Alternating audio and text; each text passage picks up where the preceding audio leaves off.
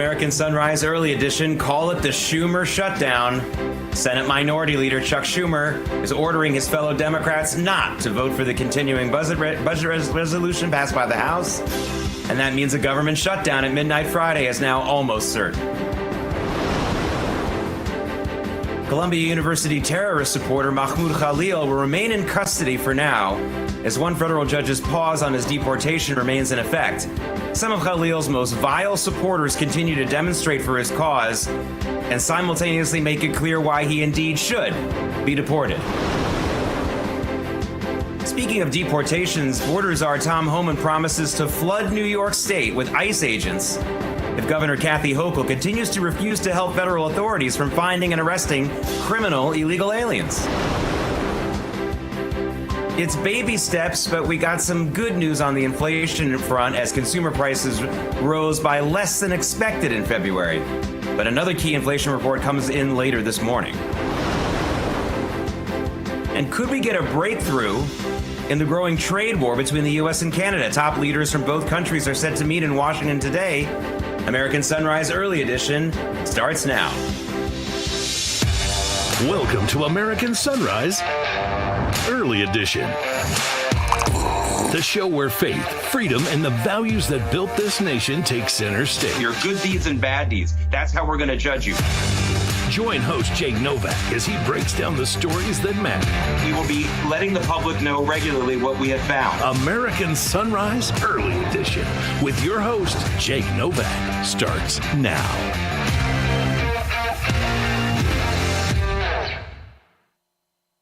Welcome, everybody, to American Sunrise Early Edition. I'm Jake Novak, and we don't have any shutdowns over here. And joining me now to talk about that and more is former Congressman Anthony D'Esposito from here in New York.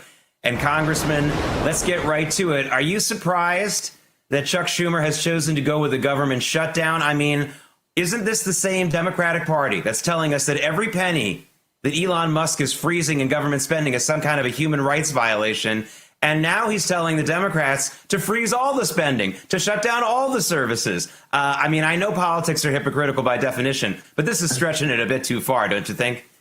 There is nobody more selfish in politics than Chuck Schumer. And what we see here is Chuck Schumer working for one person, and that is himself and the bosses of the Democratic Party. Obviously, Hakeem Jeffries couldn't do what he wanted to do because the Republicans had the votes. So now they're leaving it in Schumer's hands. And what you said about Elon Musk is absolutely correct. I actually mentioned it yesterday. And the hypocrisy continues. You have Democrats literally protesting in front of government agencies because people are being laid off because of trying to make our government more efficient and taking away jobs that are no longer being utilized. But yet here we are, those same individuals calling for the complete shutdown of government, which means those same people probably won't get paid.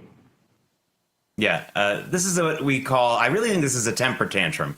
Schumer is trying to figure out what's the best way, because Donald Trump keeps doing all these different things. He's having a very, very active first 6, 7, 8 weeks as president. And so I think he thinks that having a shutdown will be kind of like a strike against it all and a very embarrassing temper tantrum. But Congressman, that wasn't the only thing that Chuck Schumer did yesterday and this week. Yesterday, he came out in support of a vicious anti-Semite and Columbia grad student Mahmoud Khalil, and that elicited this rebuke from President Trump. Check it out.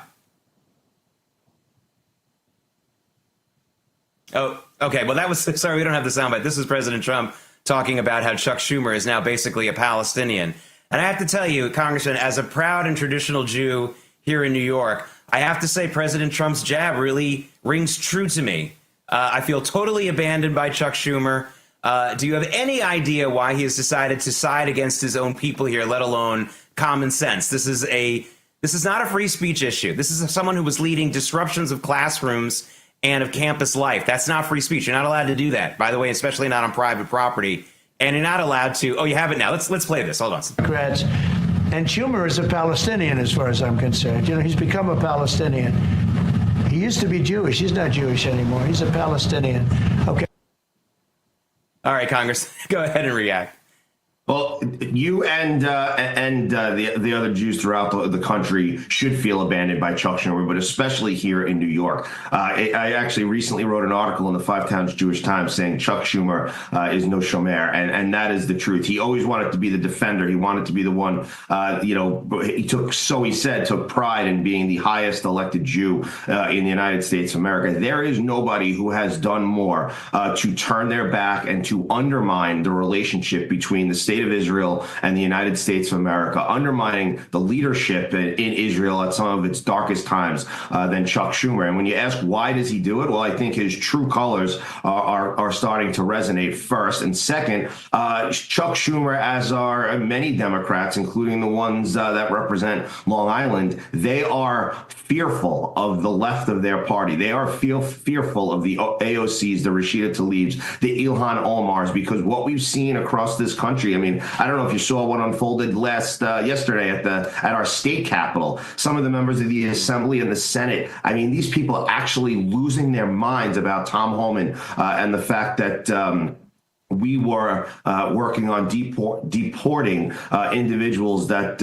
rained terror on places like Columbia University, stoking fear into students and having them not go to class. I mean, assaulting them, spitting on them. This is not free speech. What's being done here is not free speech. These people are committing crimes, and they should have been arrested, but because of the schools and the schools' failed leadership, they were coddled. And now President Trump is cleaning up the mess of Joe Biden and Chuck Schumer. And quite frankly, myself and Speaker Johnson stood on the steps of the Library of Columbia University, staring right into the encampment of some of those nasty pro-terror, Hamas-loving sympathizers. And if Chuck Schumer was such a supporter of the state of Israel and such a proud Jew, he should have been standing there right next to us, because issues like this, they go way beyond politics. This is about the relationship of Israel, about the relationship between Israel and the United States of America. And Chuck Schumer has not just failed, his fellow Jews.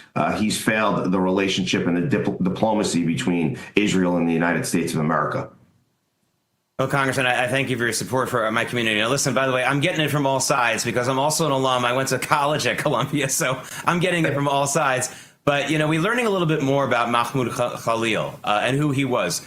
First of all, we know that he was affiliated with UNRWA. That was that division of the UN that's completely basically in Hamas's pocket. In fact, there were a lot of UNRWA employees who participated in the October 7th attacks. We already talked about how this is not a free speech issue. You can't disrupt classes. That is violating the civil rights of the people in the class. An encampment in the middle of campus, that's disgusting. And if you're stopping people from walking to class, yes, that's also a civil rights violation. But if you're not doing that regularly, okay, I can see why they would let that slide. But this is not free speech. And also, I mean, this is so weird. We're also finding out he had a security clearance from the British government. I mean, who the heck is this guy? I mean, this is all adding up to something that is just not kosher. Again, sorry for the pun.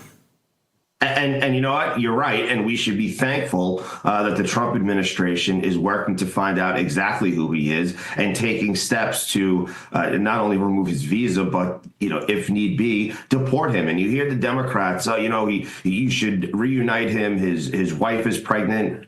I wish his wife very well, but what it comes down to is if you are an agent of a terrorist organization, if you are violating people's rights, if you are committing crimes, that doesn't give you a free pass because your wife is pregnant. He needs to be held accountable, and that's exactly what the Trump administration is doing. And instead of Joe Biden and Kamala Harris, who, again, pandered to the left of their party and made pretend that none of this was actually happening, when people from their own party, when Jewish Americans, I visited a Chabad a couple of blocks from Columbia University and spoke to students. No cameras, no videos, no cell phones, just one-on-one conversations. Me, Speaker Johnson, and a group of kids. And these kids were terrified. And they talked to us about the fact that this wasn't something that was new after October 7th.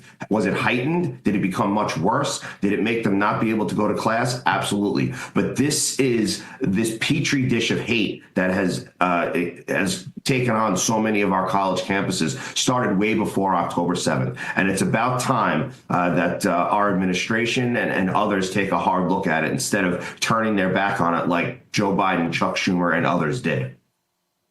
Yeah, and by the way, the students that you talk to, that's why they're there. They're not choosing Columbia University because it has any more affiliation with the issue. They're doing it because there's a lot of Jewish students there. By the way, about half the number that there were when I was an undergraduate there from 1988 to 1992. They are erasing us on these campuses. I'm telling you that right now. But there's still a lot of Jews there. This is still New York City. Go ahead.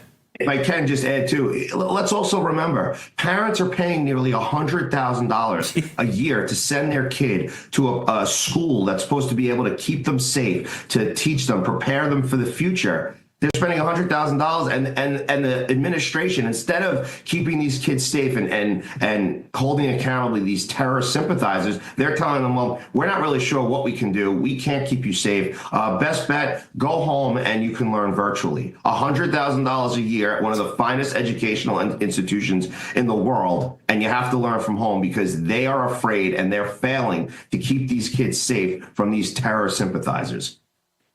Yeah.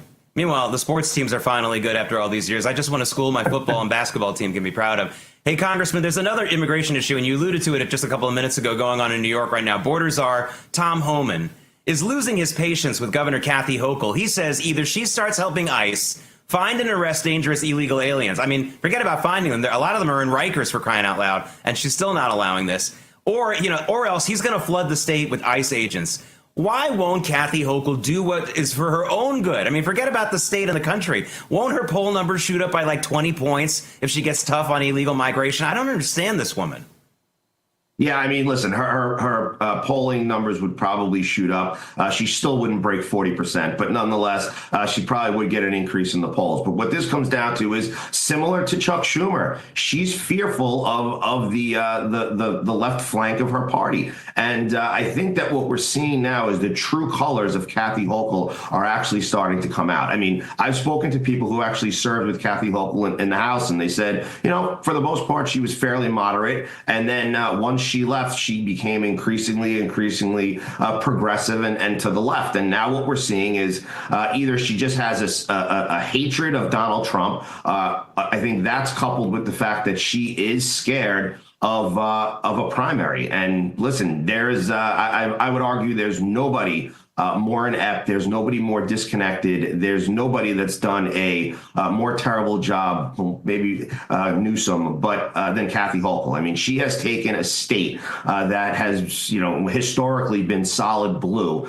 and under her failed leadership, we've seen it, surge to the right. I mean, take our district here on Long Island. Yes, we weren't victorious in November, but we shifted a Biden 16.5 district to a Harris 1. There are 75,000 more Democrats in this district than there are Republicans. And we have made this seat one that is competitive, one that, the independent expenditures, the NRCC, the CLFs, they want to be involved in because they know we can win. Now, that is because, not just because it's me, but because we have good candidates, we have great leadership locally. And it's also because people are sick and tired of Kathy Hochul's failed leadership. And that's why I believe once we get past these elections in 2025, our local elections, the county executive, our town supervisors, which I think Republicans are going to do phenomenal. I think 2026 is going to be an excellent year in New York State. We're going to take back some of those congressional seats.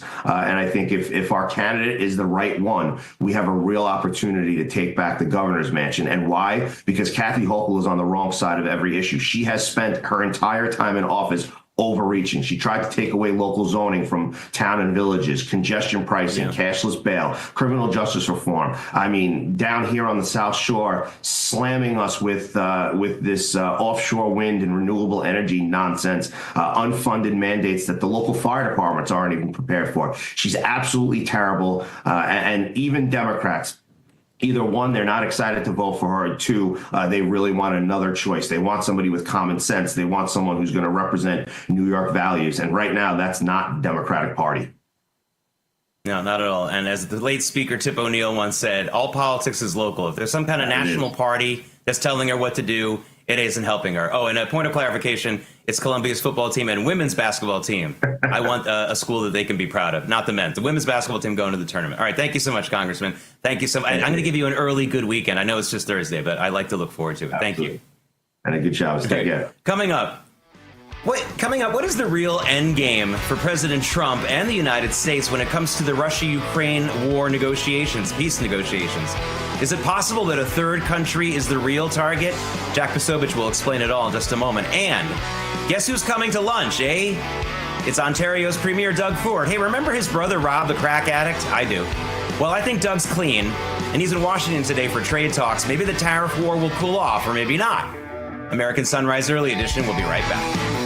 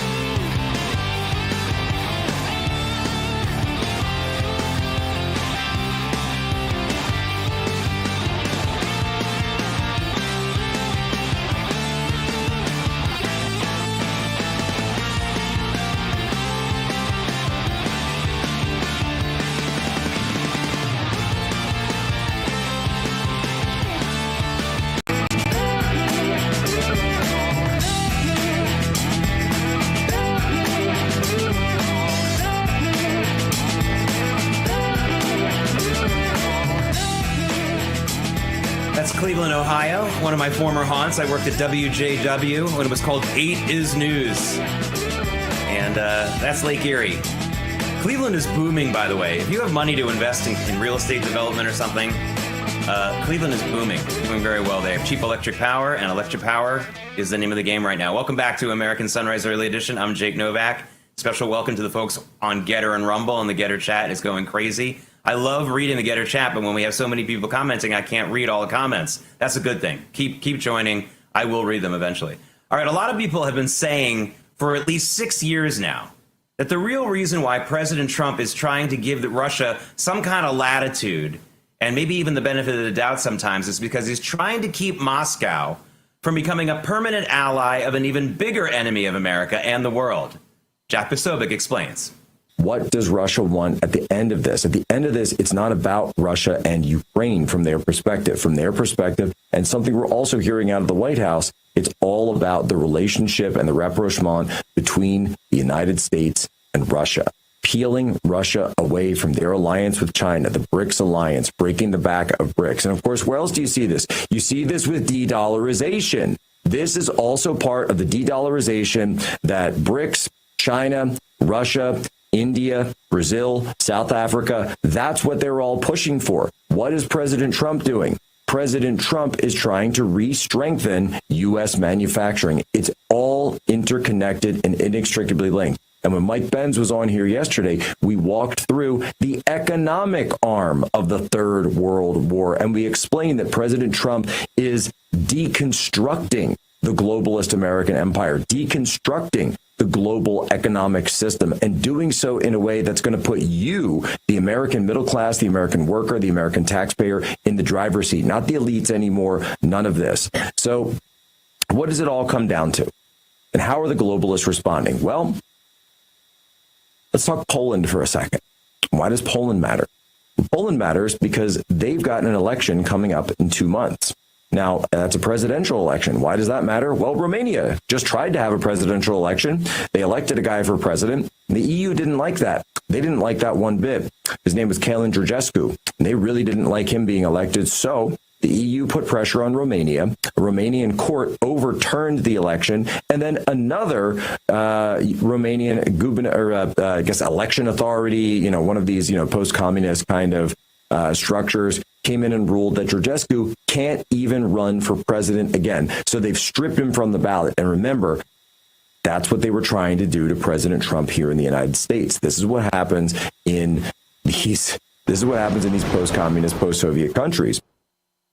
Human Events with Jack Posobiec airs every Monday through Friday here on Real America's Voice at 2 p.m. Eastern Time. Always good stuff. All right, the 2026 midterm elections just got a bit tougher for the Democrats. New Hampshire Democrat Senator Jeanne Shaheen announced yesterday that she will not run for re-election in 2026.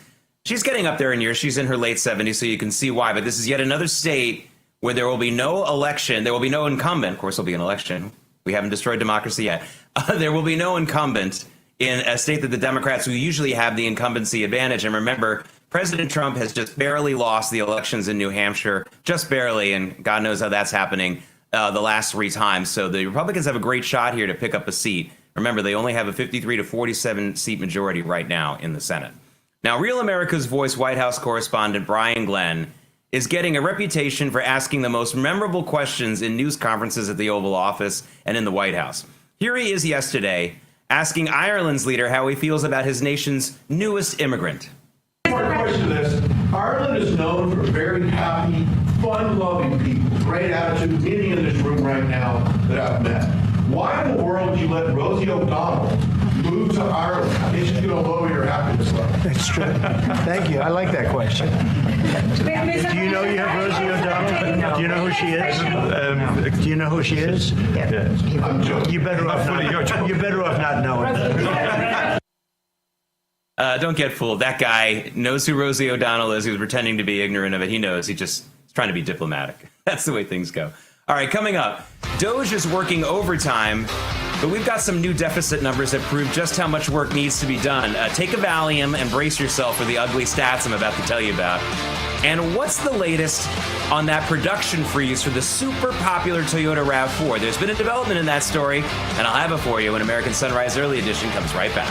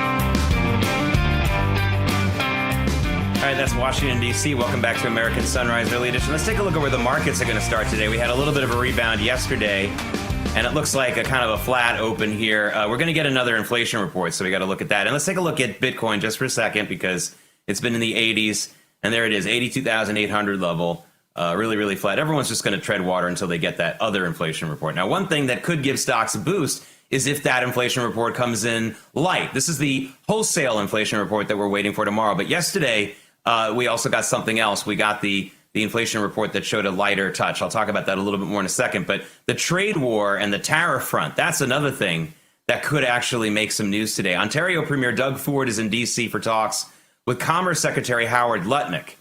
And we'll see how this goes today. I have a feeling they're going to announce maybe another delay. There might be something that the markets can hold on to. But frankly, the markets now are getting very, very, very insistent on an end to all tariff talk. They're not going to get that. So the Wall Street freak out, their temper tantrum's not going to work. But I do think they're going to get some news that they do want to hear today, just maybe not enough for them to send stocks soaring in a positive direction. They're just going to have to take this and see where this goes. And when the tariffs turn out to not crash the economy, then watch out, because then the markets will start to recover. All right. Do you think there's even a question that America desperately needs the Doge team to keep cutting spending wherever they can find it? Well, here's another reason why they need to keep going. We learned just yesterday that this year's budget deficit is already at $1 trillion. We're not even at the halfway point of the fiscal year. The fiscal year starts in October. So we're only really 5 months in, and we're already at $1 trillion. A lot of people were talking about how we would have a $2 trillion deficit this year. Well, we're on track now to get a lot more than that, because, again, just 5 months in, we're at $1 trillion. That was bad news yesterday. All right, now for that good news that I promised you.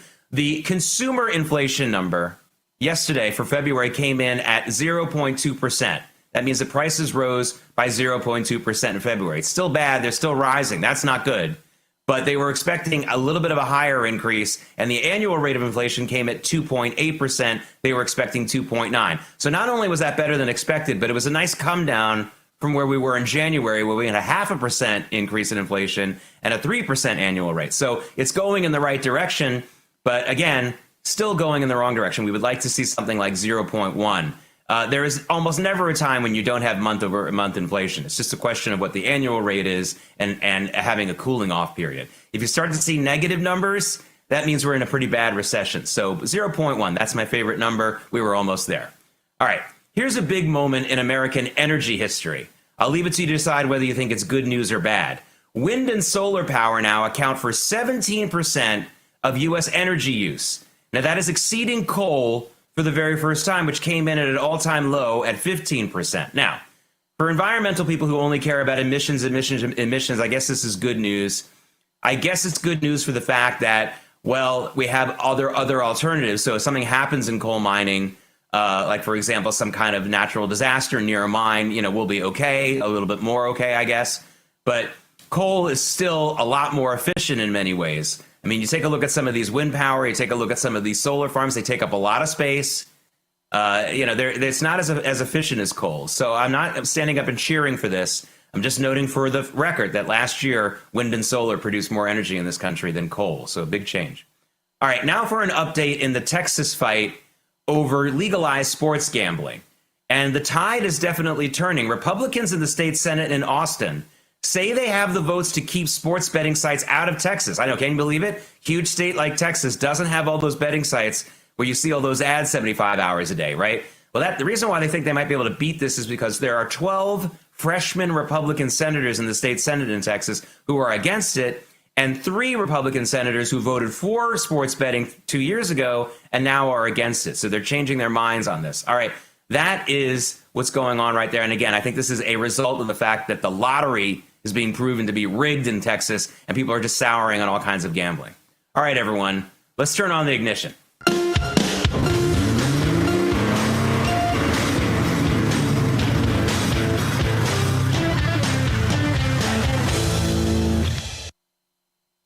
All right, some good news to lead off Moving America today. Our terrible Toyota RAV4 nightmare is officially over. After this explosion at a key plant in Japan that provides parts for the wildly popular Toyota small SUV, the company says the 2-day halt on RAV4 production is over and has restarted today. You know why they restarted it? because it is a vital, vital car for that company. You might remember about 7 years ago, there was a fire at a plant in Detroit, which threatened to suspend Ford F-150 production. And they went through all kinds of stretches to bring in those parts from England. They saved the Ford F-150. Believe me, Toyota saved that RAV4 just as fast.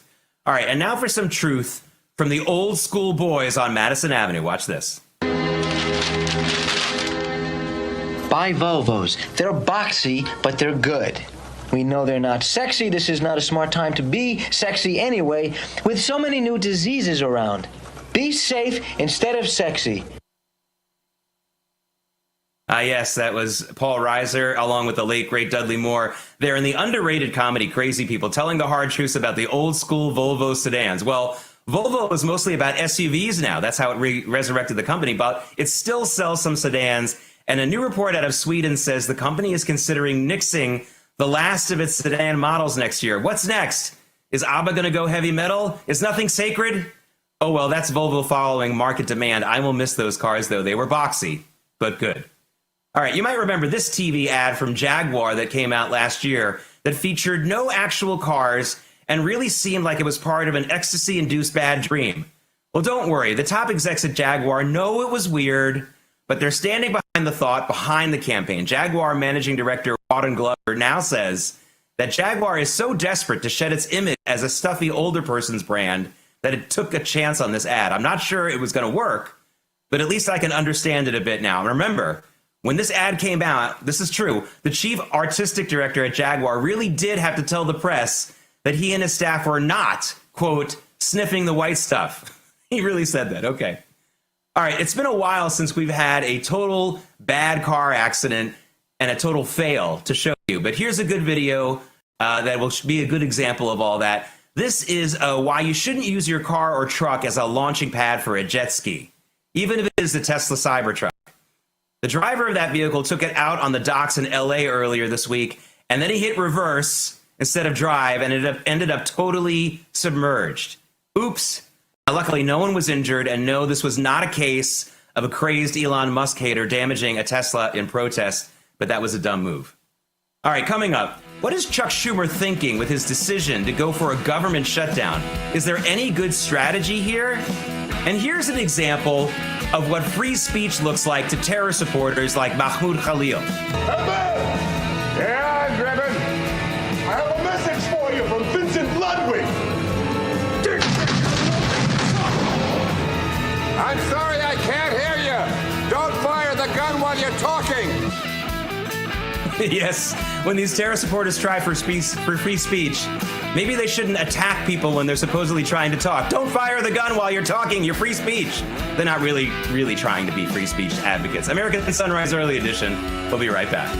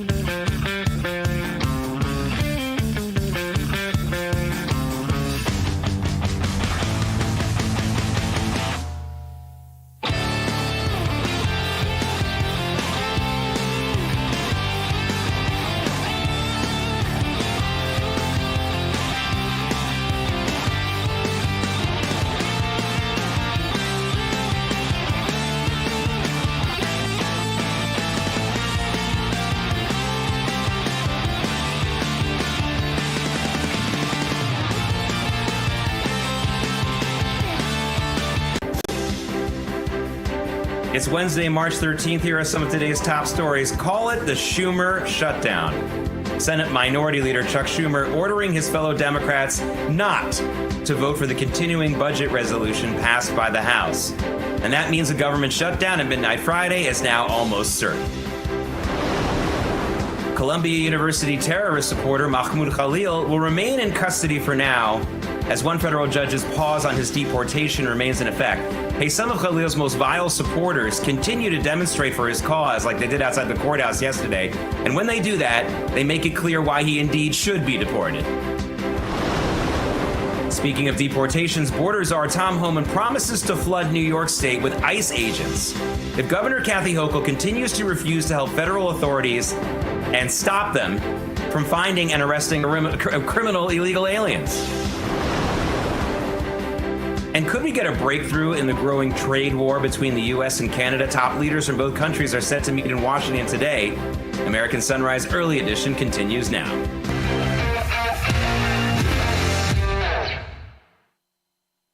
Welcome back to American Sunrise Early Edition. I'm Jake Novak. Again, a special welcome to those of you on Getter and Rumble. The Getter chat is fire, as usual, trying to read all the comments. It's not only smart, but it's funny. It's like alternative entertainment. It's like television news is no longer a passive spectator sport. You can get involved now on these chats and things like that. I love it. It's kind of like the real democracy. Speaking of that, joining me now from the Misfit Patriot podcast radio show is Zach Bonfilio. Zach, here we go.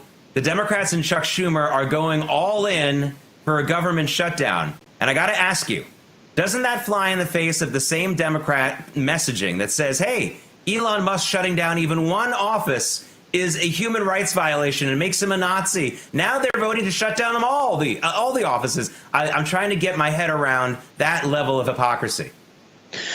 Well, you got to think about it this way. I mean, everything that the Democrats do is a political move. So what's the intention here? We obviously know that they have weaponized shutdowns over and over again, blaming the GOP every time and saying that it's the worst thing that could possibly happen. But now they're championing it. So what changed? And I believe it's Doge, right? Because if you shut down the government, you shut down Doge. And they have been protesting against Doge. They've been basically just running around screaming with their hair on fire. So that could be one reason. The other reason is the obvious one, where it just hurts Trump. They don't care about this country. They don't care about the people. They don't care about the paychecks that are going to stop, the agencies that are going to shut down.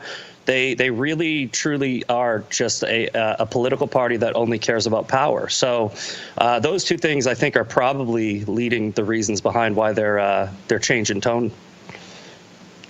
You know, you say it's going to hurt Trump. I'm not sure. I think that people will see that this is the Democrats who decided to shut down the government. By the way, this is going to be really fun to watch the mainstream news media report on the shutdown. I think it's been a really long time since the Democrats were this directly the ones pulling the trigger on a shutdown. So you're going to see a lot of pre-written leads on a lot of websites and a lot of pre-written introductions that these anchors, I should call them, I hate to call them anchors. When they just read a teleprompter, they're hosts and hostesses.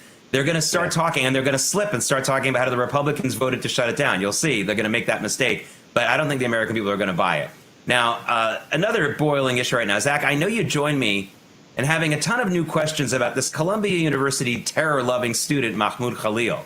Now, it turns out he has a security clearance from the British government. Say what? I mean, I was a student at Columbia University as an undergraduate in 1988 through 1992. I didn't even have a security clearance to go to the infirmary by myself. I don't know what he's talking about here. This is looking more and more like some kind of setup. You had another word for it last night when we were talking. Yeah. I try not to go down the road of conspiracy theory, but this is one of those things where I took one look at it and I was like, this is a psyop. I mean, you look at certain things and you go, okay, that's weird. And then you try to figure out the connections. Think of, I believe it was Ryan Ruth, the guy who went to Ukraine, the one that tried to assassinate Trump, and he's in these BlackRock videos. And now you got this guy coming out. He's got a security clearance. And the second he got arrested, 19 different attorneys come out and join his defense team. Now, I don't know if you know this, but lawyers don't usually join cases that they can't win, right? And 19 of them all coalescing around this, which is a clear clear-cut case of this kid's not an American citizen. He's clearly not peacefully protesting. I mean, the First Amendment protects the right to peaceful assembly. It doesn't protect the right to, basically just gathering and shouting and screaming and breaking stuff.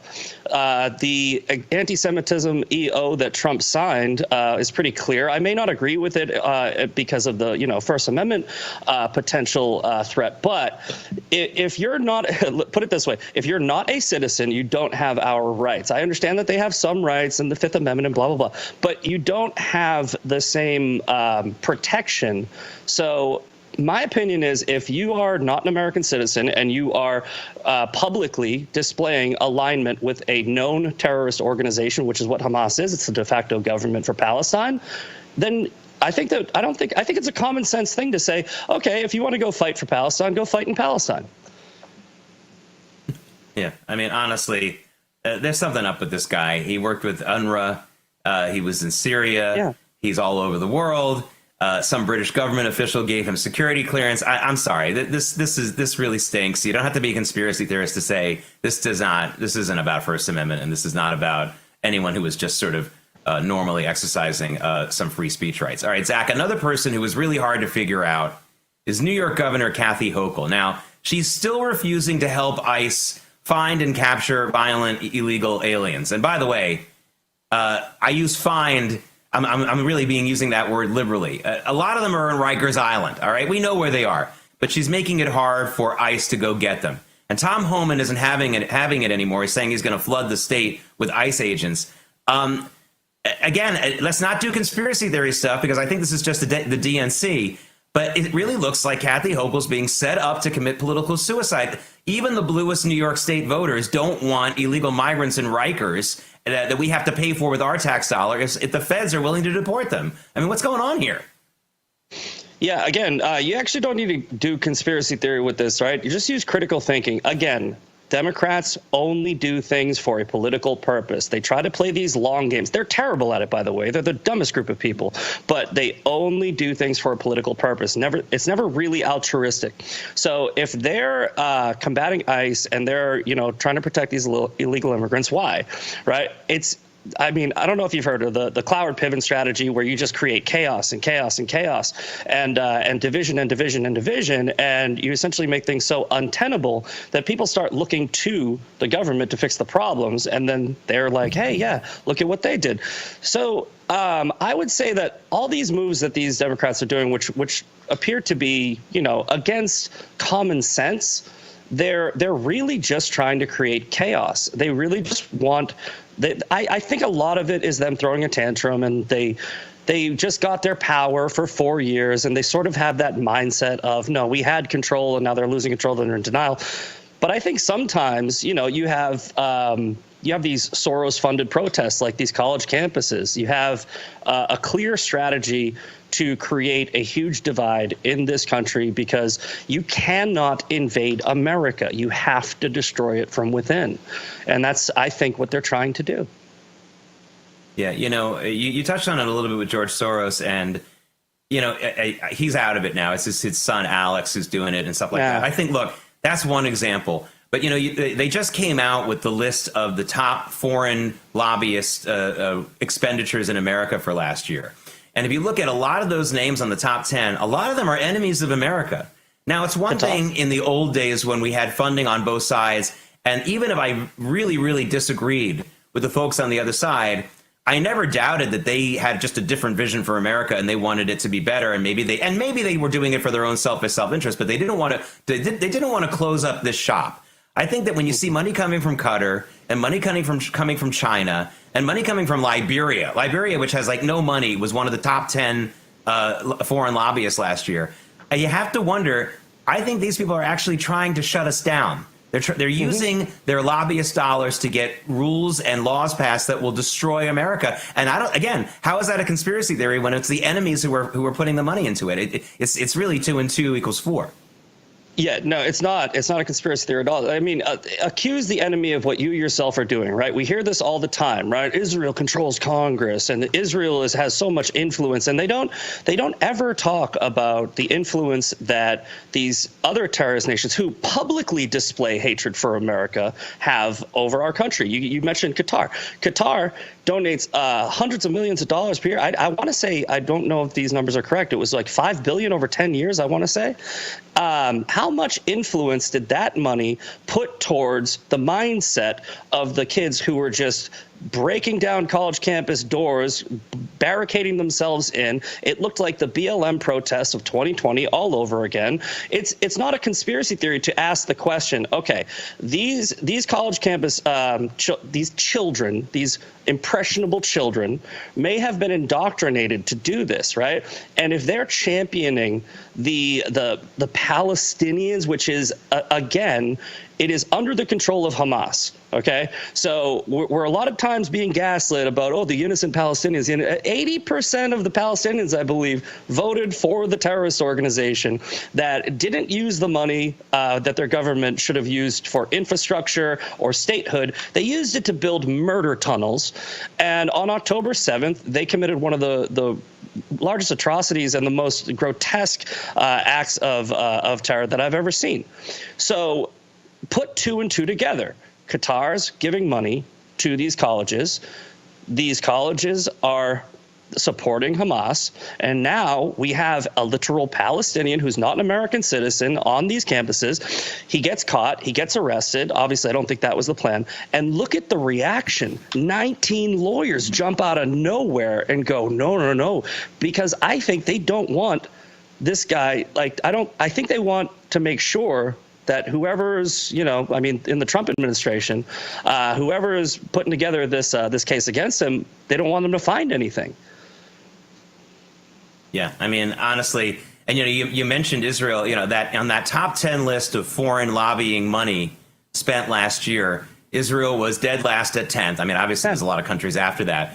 And the 5 or 6 countries ahead of Israel outspent them like 3,000 to 1. I mean, it's, this focus on that country, which is our ally, votes with us every single time at the UN, does everything it can to support the United States. I'm sick of hearing countries that are literally trying to kill us. Yeah, I mean, countries that are literally trying to kill us spend a lot more. Go ahead. The argument that they have, okay, is we give Israel foreign aid, right? We give $3.8 billion a year. Yeah, but the direct spending back to the United States is like $5 billion, right? So we have a surplus of $1 billion right there. We get military intelligence from them. They're fighting our enemies on our enemies' land for us, and we have this wonderful partnership with trade, and I don't understand. I mean, I do, but I'm disappointed at how many people in this country have been able to be so easily brainwashed and indoctrinated to literally think up is down, left is right, Hamas is good, and Israel's bad. Yeah. Well, also we get Gal Gadot, and she's pretty hot. So anyway, Zach Bonfilio, the Misfit Patriot, thanks for joining us. I'm going to give you an early good weekend. I know it's only Thursday. Yeah. Oh, yeah. Okay, awesome. Thank you so much. Everyone go and check that out. Coming up, it's time for another appearance from my alter ego, Jake Novak, wise and thus unemployable political consultant. David Brody will join me as I look at all the obvious ways the Democrats can get back on track, but they ain't going to listen to us. Stay with us.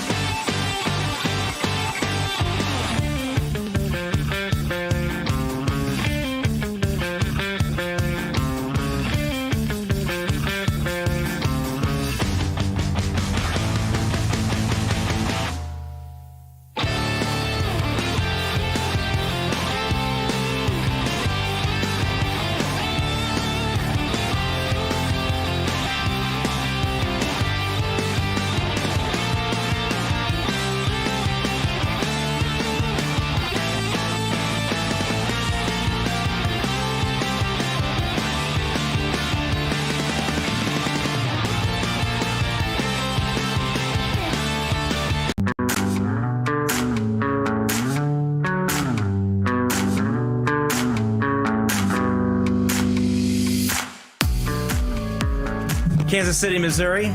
That's that train station there. They're getting over the Super Bowl loss. All right, welcome back to American Sunrise Early Edition. It is now time for another appearance from my alter ego, Jake Novak, unemployable political consultant. Why am I unemployable? Because I give good advice. And the reason why I want to bring him on the show today is because we got this story out now about how the Democrats know they're kind of they've lost their way.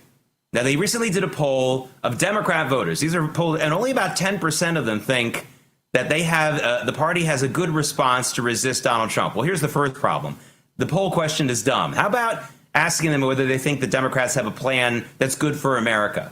This is where they're off course right away. Donald Trump's only going to be president for another 3 years and change. So if your entire party is based on opposing him, you already have a problem.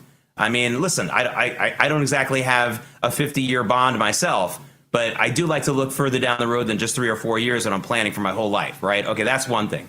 The second thing is they got to be for something. And finally, as I bring in David Brody, I just want to say one thing. They have no excuse because the last time the Democrats were in this bad a shape electorally was in the late 70s, early 80s, and then Bill Clinton came along in the mid to late 80s, and he wasn't just campaigning for himself. He pushed the party more to the middle on a lot of things, on business, on economics, even on abortion.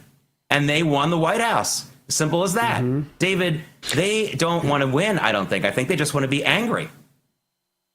Oh, 100%. And where's anger got them? Well, it's gotten them in the minority. And you're right. In terms of Bill Clinton, I feel your pain, right, with the two thumbs and everything. Yeah, I mean, he was able to connect. It worked. But let's be honest. I mean, he was a guy from Arkansas. He had a few issues, if you know what I'm saying. But beyond that, he actually connected with voters. Trump connects with voters. So you just go down the list. Look, there's so much to unpack here. Let me just simply say this. The problem for Democrats is that they keep talking about the messaging, ing. The problem is the message, not the messaging. It's the actual substance of what they're talking about. And even David Axelrod just said recently on a podcast, and he's right, and this is Axelrod, old school, OG, if you will, talking about the fact that the Democrats are now the party of the elites. He's right. He's absolutely right. We say it, but when Axelrod says it, it carries more street cred within the Democrat Party, or at least it used to. I think that train is also leaving the station. They've got their own internal battles. But look, so the problem is then the question becomes, what's the strategy? And you've got people like Gretchen Whitmer and Gavin Newsom trying to kind of reach to the middle. And I say the middle. They're not middle. They're far left. But they're trying to kind of show that they're in the middle by saying, we'll work with Trump where we can work with Trump. And then you got J.B. Pritzker calling Trump Hitler, and you got all the far left doing their thing. So they have no cohesive strategy whatsoever. And in the meantime, Jake, what's happening is you've got population decreases in places like California, New York, and Illinois. And you've got population increases in New York and Florida, which means congressional shakeups and congressional seats are going to be totally changed going forward, which is another problem for Democrats. So it's layer upon layer upon layer. And by the way, I would hire you as a political consultant. But then again, I don't think I'm your target audience, Jake. No, and I'm glad you mentioned Newsom, by the way. Bill Clinton didn't just go on a podcast or the equivalent of one 20 years ago, 30 years ago. Mm-hmm. He actually pounded the table at the governor's conferences and tried to do some work. All right, American Sunrise, the big show is coming up with David, Dr. Gina, and T. Bates. I'm Jake Novak. This is American Sunrise Early Edition. Thanks for joining us. I'll be back tomorrow.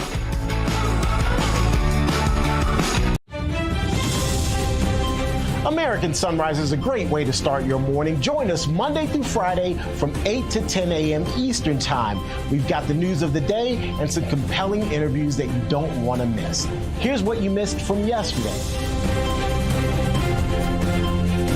Guys, let's just get right into it because there's lots of optimism about President Trump's America First agenda moving forward. Of course, it all started with the House budget vote yesterday. House Republicans banded together, were able to get that measure, at least the temporary CR, over the finish line. Yeah, as long as the Senate approves it as well, which we're going to find out. Democrats are faced with an option here. Either back the Trump-backed bill, which is not a good thing for them, or shut down the government. They're all being hypocrites on this because this is nothing different than they voted on before. So why are they voting differently this time? Oh, wait, Trump derangement syndrome. Christian leaders are casting serious doubts on Syria's ability to protect Christians. And of course they would think that because the current interim president of Syria is a former al-Qaeda terrorist. This was going to be a long road. I don't think the violence is going to stop. The Trump administration has rebanded that CBP-1 app, which of course was previously used for asylum applications.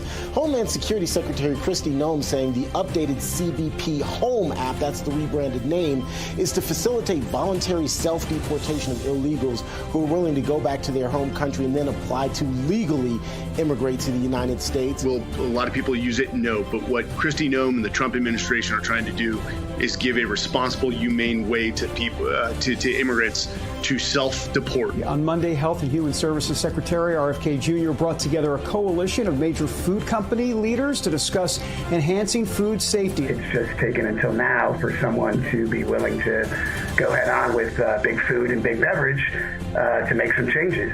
The Department of Education announced it is laying off nearly 50% of its staff. I think this is going to be a good thing for education as a whole in America. We are so ready for this. This is so long time coming. This is so the right thing to do. How about this scene at the White House yesterday? They've shown another sign of solidarity by going to the Tesla showroom outside the White House. They brought in Teslas in front of 1600 Pennsylvania Avenue. Now, Musk's company has been in some financial trouble recently, so the president says, you know what, I'm going to buy a Tesla. Obviously, they're very closely aligned. This is the mandate driven by the American people in November to crush the government waste, to get rid of it, to become more efficient. And Elon Musk is hard at work doing just that. The president supports that work. So many Americans support that work. So just an awesome moment yesterday to see President Trump saying, hey, I'm going to buy a Tesla. I may not be the one driving it, but the staff here at the White House, they'll be able to drive it. And I think that was just such a great display.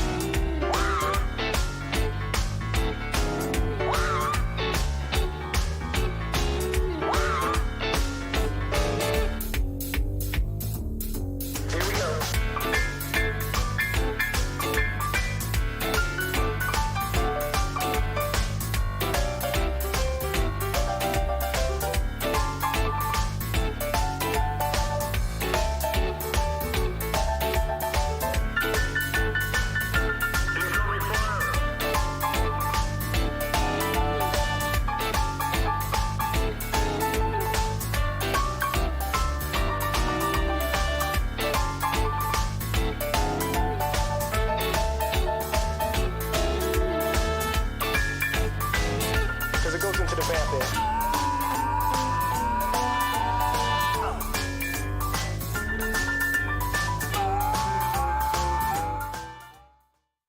0876 or visit copperbullethose.com. Order now. Ahead on American Sunrise, a tariff war and a looming government shutdown orchestrated by Democrat Senator Chuck Schumer.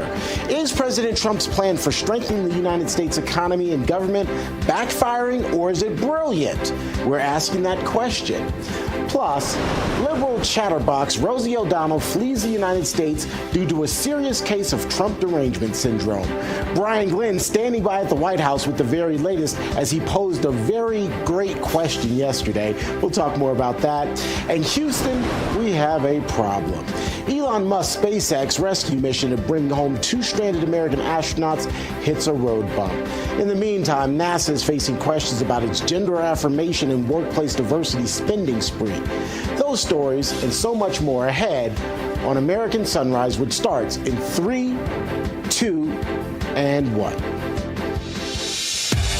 Good morning, America. Welcome to American Sunrise. Whether it's culture, We have breaking news to share with you. politics, President Trump is joining us live now from Florida. we've got you covered. This is what it looks like to be a patriot. We have to protect the American family. The American dream is still alive. I'm David Brody. I'm Terrence. And I'm Dr. Gina.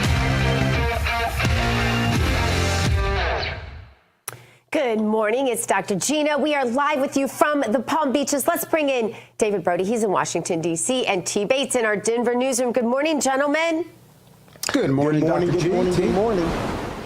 Good morning. Hey, guys. So, look, there's a lot to talk about this morning. Tariffs and, of course, the budget are kind of top of mind for most.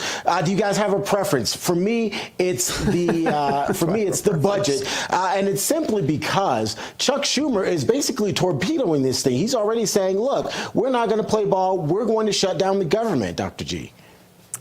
Yeah, well, this is typical antics, and expect to see more of it. They don't like this very successful Trump presidency so far. In just barely over 1 month, David, Donald Trump has gained popularity on every level, and people can even see that his crazy tariffs idea is actually working. And so they're going to do every single thing they can to prevent him coming and going, even if it means making total hypocrites of themselves, and even if it means, David, that they continue down the same losing path right into the midterms.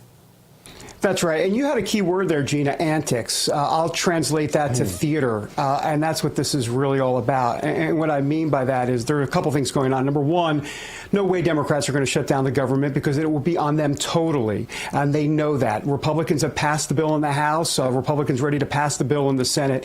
So this is fully on Democrats. That's the last thing they need with a party in disarray already. Number two is that back to theater. That's what I think this is about. I think ultimately Democrats, here's what's going to happen. Rand Paul's a no, so that means you got 52 yeses on this bill. That means you need 8. 60 is what it takes to pass this. So you need 8 Democrats. So what Schumer's going to do here is he's going to say, look, I want a vote on a 30-day continuing resolution. It's so ridiculous. This is the theater part. A 30-day continuing resolution so we can hammer out some more agreements about X, Y, and Z. And John Thune, the Senate majority leader, will give him that vote. He'll give him that vote because guess what? Not going to win. It will lose. And so therefore, that way, 8 Democrats can go ahead and vote for cloture, which is the vote before the actual bill. And this way, Democrats can say, hey, we tried. Because they have to justify this to their base. So, hey, we tried. We tried the 30-day thing. We got our vote. That's what they're going to do.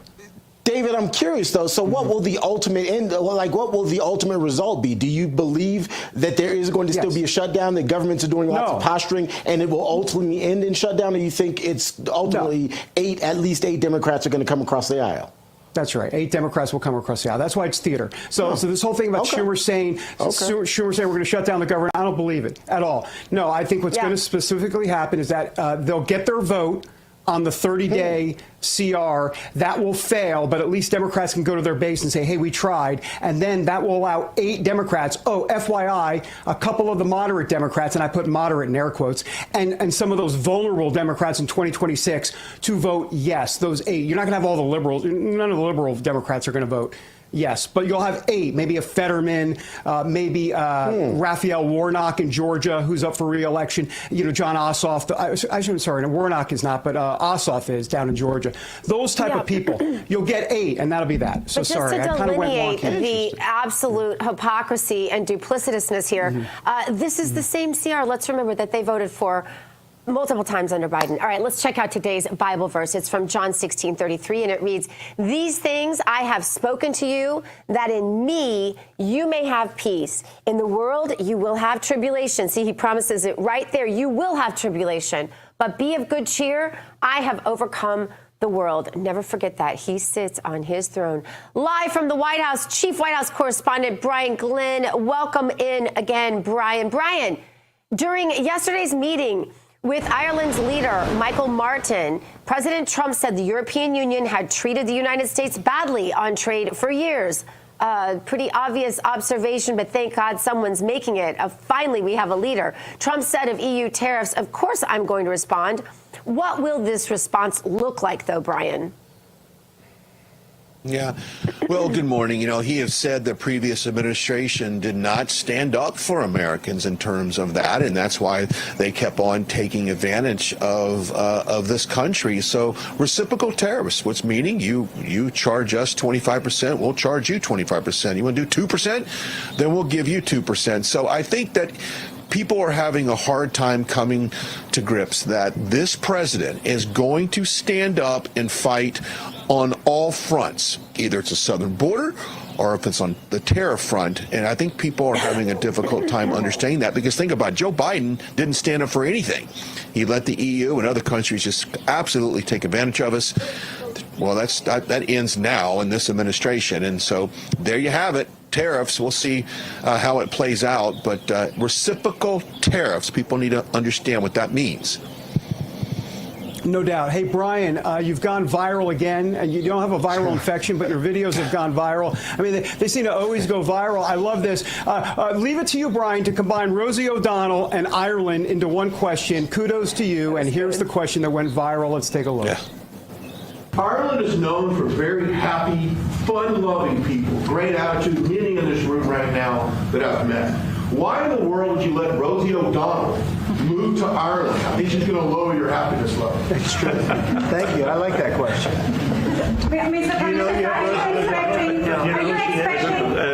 Do you know who she is? Yeah. I'm joking. You better off not knowing. President Trump,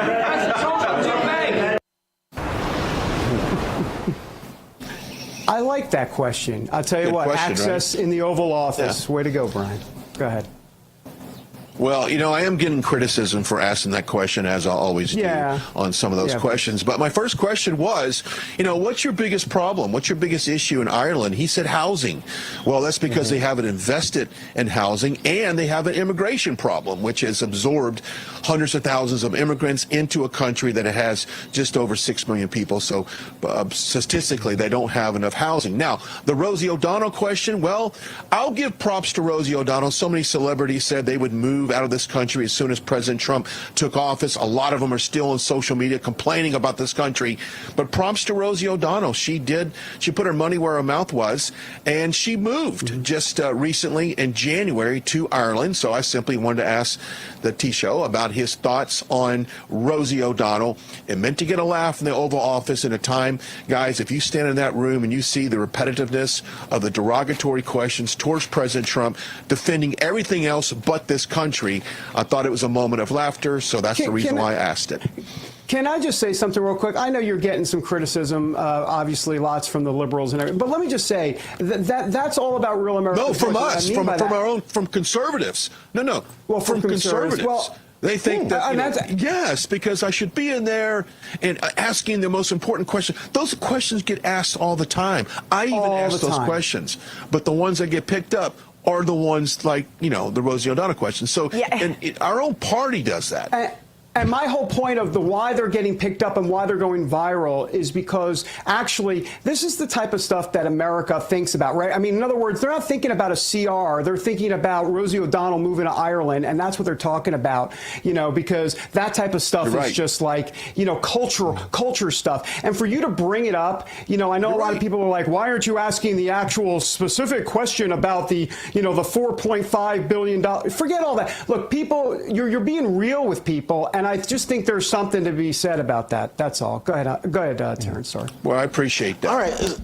So, Brian, you know, I love you, brother. So I'm always going to be in your corner. But I do want to get back to some other substantive things that were discussed yesterday, specifically President Trump defending his administration's decision to cut nearly half of the Department of Education's employees. Here's what he had to say, and then we'll talk on the other side.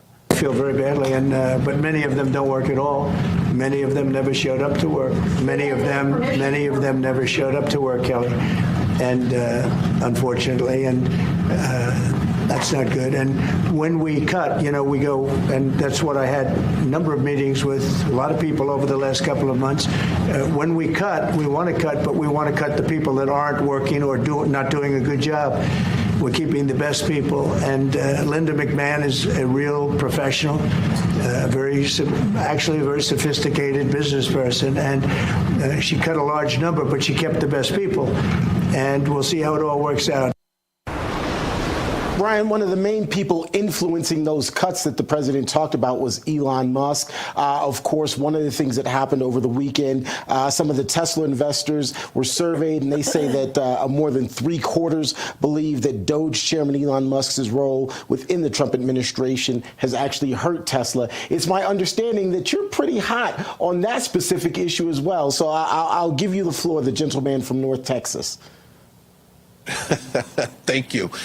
In terms of the Department of Education, this has been a long promise from the Trump campaign for many years of getting rid of it, going it back to the states and letting them decide what's best, getting the federal government out of that, trimming obviously some of the fat, the people have not worked, people who have worked from home remotely. So I think that's a good thing. And that's across every department, I believe. In terms of Tesla, when you look at the retaliation that has happened against this great American company, the dealerships, the people who own Teslas, who drive them, are getting vandalized, burned, and assaulted. I think President Trump, and I asked this question just 2 days ago, about labeling them domestic terrorists, and he actually liked that idea because that's exactly what's happening. So this whole pushback that Tesla's getting from not only from the media and from people that are just very critical of Doge in general, I think it's unfair. I think it's a great company. They've already agreed to double their output in the next 2 years, so that's investing in this country, putting products on the road, and granted, and President Trump will tell you, he's not the biggest fan of the electric vehicle, never has been. Matter of fact, took away the electric mandates, the rebates, I should say, that you get on that. So, you know, I think it's unfair with the kickback they're getting, but Elon Musk will continue to work with Doge and make this country a little bit more efficient. Brian Glynn, I'll tell you what, I'm going to be in Ireland in 2 weeks for my daughter's wedding, and if I run into Rosie O'Donnell, I'm calling you to get the best question to ask her. Maybe if she'll put the illegals that they're having a problem with in her house. Maybe that's a good one. But you think about it, Brian, and you let me know. There you go. Until then, thank you for being a disruptor that you are. Coming up, we check out the hottest headlines from the RAV newsroom with T. Bates. But next, escape from outer space. The 2 stranded astronauts on the International Space are hoping to hitch a ride on Elon Musk's SpaceX rocket. I mean, wouldn't you if you were an astronaut? This, of course, after last night's launch was ultimately scrubbed. That story, so much more ahead as American Sunrise continues.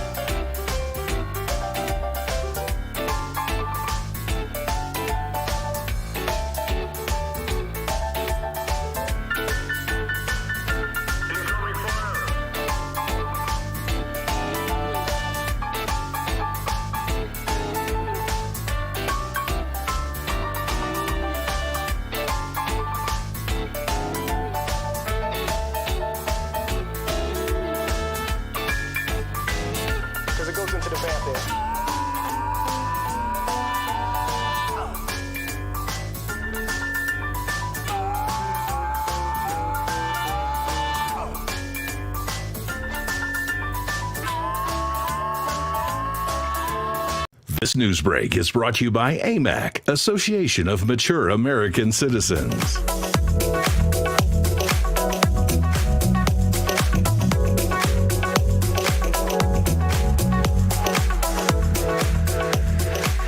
Fort Myers, Florida, along the Gulf of America. That's right, Associated Press. By the way, the Fort Myers, just absolutely beautiful down there. Welcome back, everybody, to American Sunrise. I'm David Brody. Well, here's something that totally won't shock you.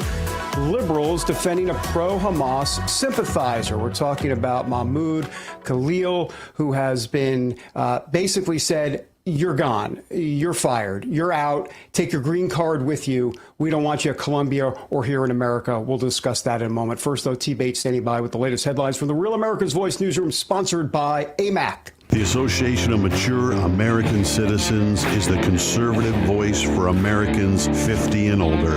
AMAC is fighting for the values that you hold dear. Join today. Together, we can right the course of America.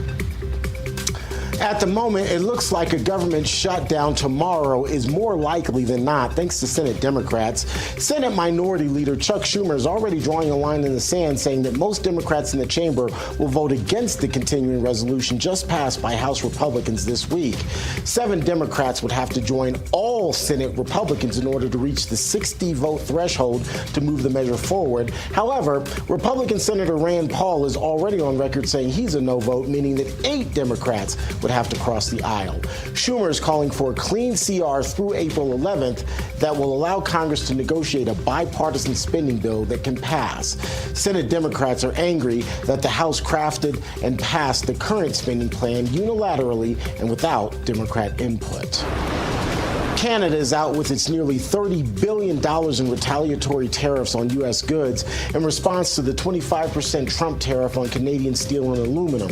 Canada is the U.S.'s biggest supplier of steel and aluminum. Our northern neighbor is responding to the added tax on the two exports by raising import taxes on American goods, including tools, computers and servers, sports equipment, and cast iron products. Now, all of this comes as the Premier, or the Governor of Ontario, Canada, is set to meet with U.S. Commerce Secretary Howard Lutnick in Washington, D.C. today. The two will discuss a dispute over electricity from Ontario that's powering about 1 million homes here in the United States. In the meantime, a 25% tariff is also in effect for the European Union, which in turn is raising tariffs on American beef, poultry, bourbon, motorcycles, peanut butter, and jeans. That will impact about $28 billion worth of U.S. goods, which economists predict will cost American companies billions in terms of losses or fewer profits. If this burgeoning trade war rages on, companies are expected to pass the costs on to consumers in the form of higher prices. NASA and Elon Musk's SpaceX will hopefully get the rescue mission for astronauts stranded on the International Space Station off the ground this evening. Wednesday's scheduled rocket launch was stopped due to a hydraulic issue with one of the ground systems. There are reportedly a couple of windows for blast-off over the next couple of days. Taking to X Wednesday night, Secretary of Defense Pete Hegseth pointing out that the rescue effort to bring Wilmore and Williams home also involves the Army, the Air Force, and the Navy. President Trump said to Elon Musk, get the astronauts home and do it now, and they're responding. And they're bringing NASA astronauts, which also happen to be retired U.S. Navy Captain Butch Wilmore and retired U.S. Navy Captain Suni Williams, home. Getting to the space station is becoming increasingly urgent as the 2 American astronauts, Butch Wilmore and Suni Williams, have been stranded on the ISS for 9 months. They were only supposed to stay there for about a week. That's a quick check of your headlines. I'll have more headlines coming your way shortly, including more questions are arising amid the push to deport a Palestinian activist who helped organize campus protests and anti-Semitic demonstrations against Jewish students. He remains in jail this morning and has had his green card revoked, but the fight is far from over. We'll have the latest as we move closer to the latest legal deadline in this case. Plus, Russia is out with its list of demands in order to realize a ceasefire and a potential end of its war with Ukraine. In the meantime, a new round of negotiations is underway to put a pause on the fighting between Israel and Hamas. We are monitoring both of those developing stories. Right now, though, a quick look at this day in history.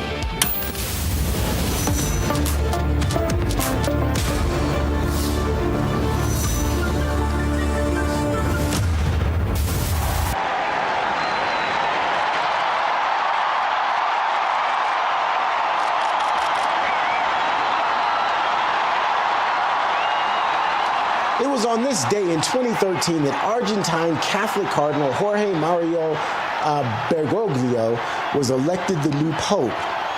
He's best known, though, by his papal name, Pope Francis. He was the first pontiff from the Americas and the first from outside Europe in 1,250 years. The Catholic world is continuing to pray for the 88-year-old, who, of course, has been ill as of late. More American Sunrise coming your way in 2 minutes.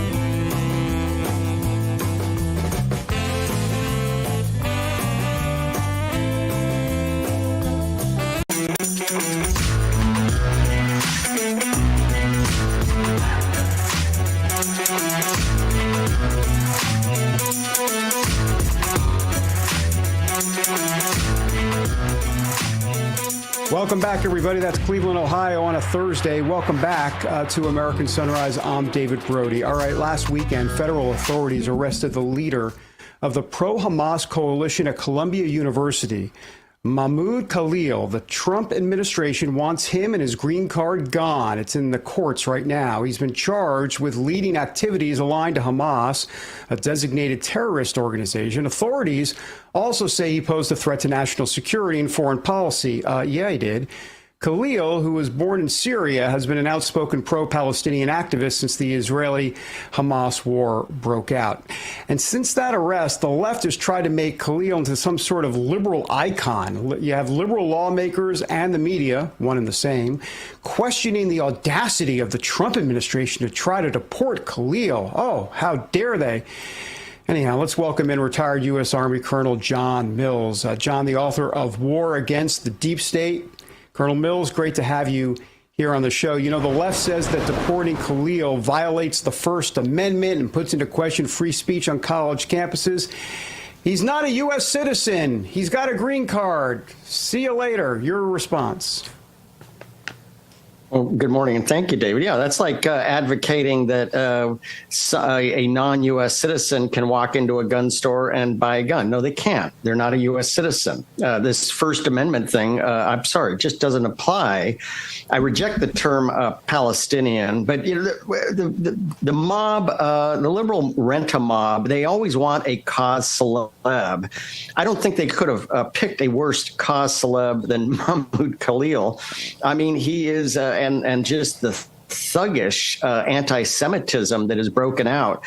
This is all about the authority of the executive branch of government to enforce the law. And look, he's in here cheering for Hamas, which was and is a designated terrorist group. It was under the former group that was running our country, whoever that was.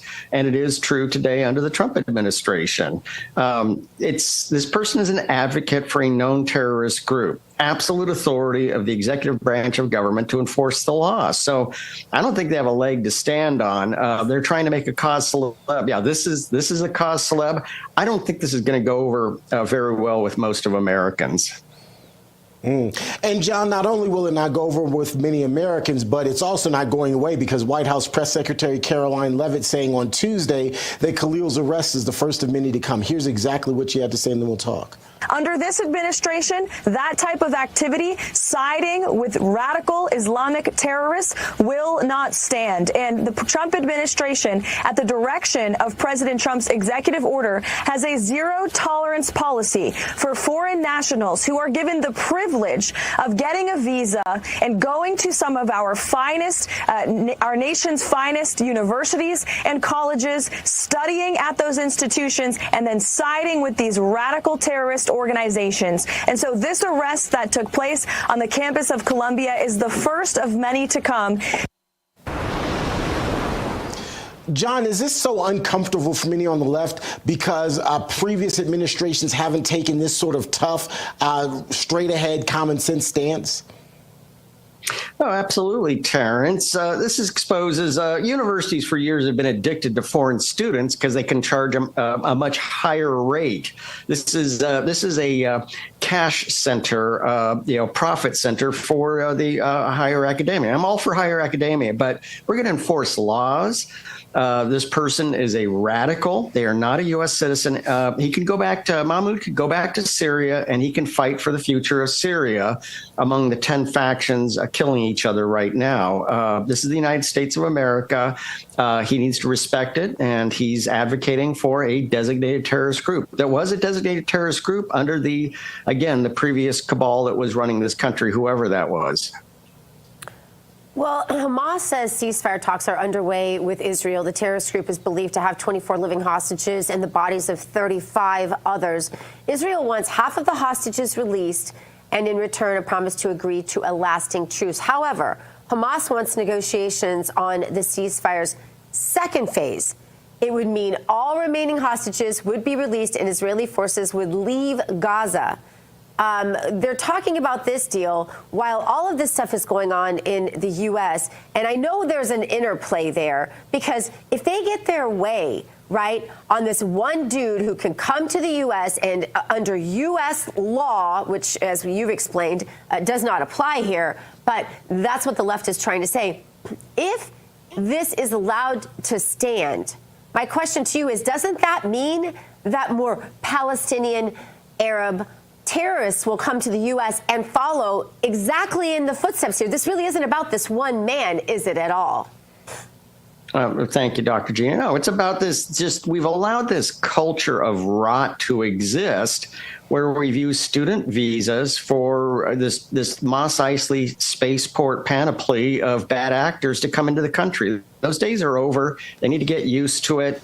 Universities need to be responsible for and take ownership of this anti-Semitism they've allowed to be created on their campuses, and they need to deal with it. Their donors and their students are going to flee if they don't. So they need to figure out which side of history they're going to be on. And the days of these radicals using student visas, those are over. And they ran Mahmoud, is the poster child for. He's an exemplar, and he's being made an example out of. This is a deterrent. So this is very apropos. Now, Hamas. Hey, Hamas didn't get the memo. Gaza is going to become essentially Mar-a-Lago on the Mediterranean. So Hamas is going away as a terrorist group one way or another, no matter how they slow roll this. Retired Colonel John Mills, always good to talk to you. By the way, let's meet at this Mar-a-Lago, Gaza. I'm not going to lie, I want to be one of the first people to be there. I'll be the guy, I'll have a shirt on because you don't want to see me without a shirt, but I'll be the guy sitting by the pool with an umbrella and my drink, John. I'll wait for you. Oh, you bet, Terrence. Looking forward. Thank you. Thank you, Terrence. Thank you, Dr. Gino. Thank you, David. You're so welcome. Always a pleasure, my friend. Thank you so much. Well, the trade war is getting uglier by the hour, literally. If you happen to blink, well, you might miss the next tariff. We'll break it all down for you coming up. First, though, spring has sprung, and with the new season upon us, it's time to take note of our mental health and how to stay energized in the upcoming months. We'll discuss when we return.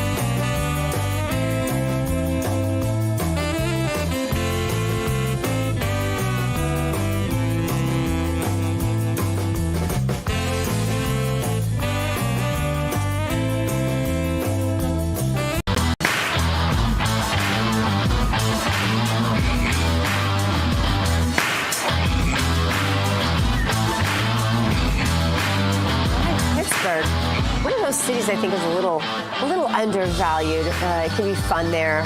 Lots of really good food. And I'm a foodie, so I like to go. Welcome back to American Sunrise. I'm Dr. G. Thanks for joining us. Time now for today's health news, sponsored by the wellness company Under the Microscope today, springing into mental wellness. We all collectively groaned on Sunday when we lost an hour of daylight. And I'll tell you what, that really affected me and several people I know. Like, we were just tired for days. But daylight saving also signals that it's almost time for spring to spring. With the season comes more sunlight, and it's also the perfect time for a fresh start when it comes to your mental health. If you've been depressed or down or suffering the winter blues, well, it might be overwhelming as to where to begin to beat those winter doldrums. Some new hobbies or restarting old ones, a great way to start. The first, journaling. Oh my goodness, I used my Jesus Calling Like a Journal, and I had lost it for about a month because I hid it from my cleaning lady one day.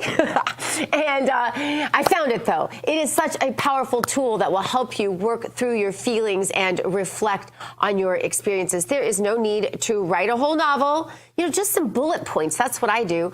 15 minutes, even honestly 5 minutes of journaling per day can help reduce anxiety. So jot down your thoughts, and in prayer form, I think it's even better. I write just bullet points to God. Thanks for this, this, this, and this. Like the Lord's Prayer says, these are my petitions, and this is how I'm planning to go about that. So anyway, next, try cooking.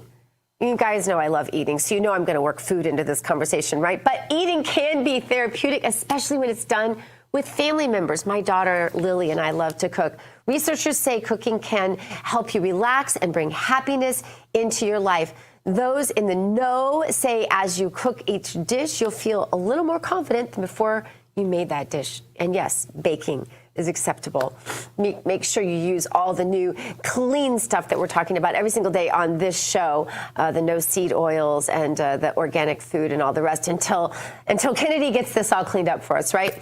Now, if you're depressed, it might be because you've been stuck inside all winter. So get outside, smell the roses. Studies show being outside in the sunlight with your feet on the ground, bare feet if you can, it will boost your body's serotonin levels. Doctors say the feel-good chemical that plays a part in regulating your moods is affected every time you go outside. And guys, we spend about 90% of our time inside these days as compared to about 40% maybe 50 years ago or so. Finally, put on your favorite song and jam it out. Listening to music helps lower stress and anxiety levels. And it's so easy now with your phone, right? It will boost your mood. Just no 80s music, because, you know, I'm a country music sort of a girl. It is a new day in America and a new administration in Washington, D.C. I also like 70s rock, 70s music, too. There's a lot of excitement and optimism about the future, but the reality is there's a lot of work to get done, especially when it comes to fixing what's broken. The forces responsible for breaking our healthcare system, they're not going to go away, and we face challenges that will not disappear overnight. So now more than ever, you want to be prepared. That, of course, is where the wellness company comes in. They're doctors or medical professionals. You can trust their line of prescription med kits. They're the gold standards to keeping you safe and healthy, whether it's the medical emergency kit, the contagion kit, the first aid kit, the travel kit. These prescription kits contain an assortment of life-saving meds and guidebooks to assist in the proper use of the meds, from the flu to strep to COVID to bird flu, a trip to the beach to a trip to Ireland to see Rosie. The Wellness Company has a prescription kit designed to keep you and your family safe. Make America healthy again. It starts at home. Do your part. Protect your family. Go to twc.health/RAV today. Give it an order. That's twc.health/RAV. Use the promo code RAV. That'll save you money. Dave Brody, you like to save money, right? Oh, I do like to save money. Am I going to save 10%? Wait, what's your favorite genre of music? Oh, well, do you really want to know? I mean, am I going to out myself on national television? Big band. I like swing. Oh. I like, and to be clear, I'm not talking about Glenn Miller Orchestra from 1942 where I'm sitting around. I like that, but I'm talking about like kind of the modern stuff, you know, like, you know, I like Brian Setzer Orchestra, you know, Big Bad, Voodoo Daddy, or whatever, that type of stuff. You know, I like a lot of swing. You know, get me going, and then I can turn around and fall on the floor. What were you saying? Love it. Oh, okay. We probably should move on, I guess. All right. Turning our attention now away from our physical well-being to our financial health as a nation. President Trump's tariffs have sparked reciprocal responses against the United States. Canada has announced it's going to charge a 25% tariff on steel and aluminum that will cost the U.S. about $30 billion. That's with a B. The European Union also slapped the United States with new tariffs on industrial and farm products. So the question is, are the president's tariffs going to help or hurt Americans? Well, joining us now with expert insight is Rosemary Becky, tax policy attorney and former counsel to the Senate Finance Committee and the IRS. Rosemary, great to have you here, and good morning to you. You are also a former Republican congressional candidate from Jersey. From Jersey. Listen to me. See, I'm from Jersey myself, so I said Jersey. From Jersey. All right. The stock market, it's been on a roller coaster ride this week because obviously, at least partly, if not mostly, because of the tariff trade war. It depends who you ask. The administration says they care more about Main Street than Wall Street, but Main Street means that consumers could be seeing higher prices very soon. How do you kind of maneuver through this, Rosemary? Good morning to you. Good morning. You know, the president has been pretty clear about his goals on tariffs, and he did tell us all in the speech that this was going to be bumpy. But what he did tell us was that he had three primary goals with regards to tariffs. One is to get our partners to the table and to talk about important issues like the drugs that are going across the border and try to stop that. He also talked a lot about his other goal being to make free trade more fair and show So that's a very important goal. He wants to eliminate a lot of the trade deficits. And then finally, he talked about raising revenue, that these tariffs would raise revenue. And so those are his goals, and he is executing them as he said he would. Rosemary, I have to tell you, I crack up every single time that new Secretary of Agriculture, Brooke Rollins, and Donald Trump are in the same room, because all he can talk about with her is egg prices. He's like, you got to get those egg prices, though, down. You got to get those down, Brooke. I just love the way he presides. Anyway, good news is that egg prices are down, Rosemary. This is actually big news, because not only at the time they're culling all these chickens because of this bird flu scare. We talk about it with the wellness company all the time. That's not how they should have done it. They should have used natural immunity. We know that. But Joe Biden was in charge, so egg prices went up under Joe Biden. They will come down, come hell or high water, under Donald Trump. We know that. But we're learning how healthy eggs are as a whole food, driving up the IQs of children who eat an egg every day. We don't even know the results. I think we will under the new Secretary of HHS, RFK. But we don't even know the results on people older or people even, in the prime of their life. So what will this mean to the American consumer that egg prices are coming down, and what other prices might follow suit? Well, no, it's a great sign. And frankly, hopefully we'll see more and more, consumer products and prices come down. And frankly, we'll see more competition. But again, this is a long-term goal of his, and this is going to take time. And it is going to be bumpy as we get there and stuff. But hopefully we'll start to see, more consumer goods, more grocery prices coming down in this country. Your lips to God's ears, and also to President Trump's executive pen. Rosemary Becky, thank you for being with us. Coming up, we have NASA's motto for the benefit of all. So why is the space agency promoting gender affirmation? Does that benefit you? Well, we're going to talk about that. And the Trump administration says schools and the Associated Press. The details of this fiery exchange between the two later in the show. We will be right back. The fun starts again in 2 minutes.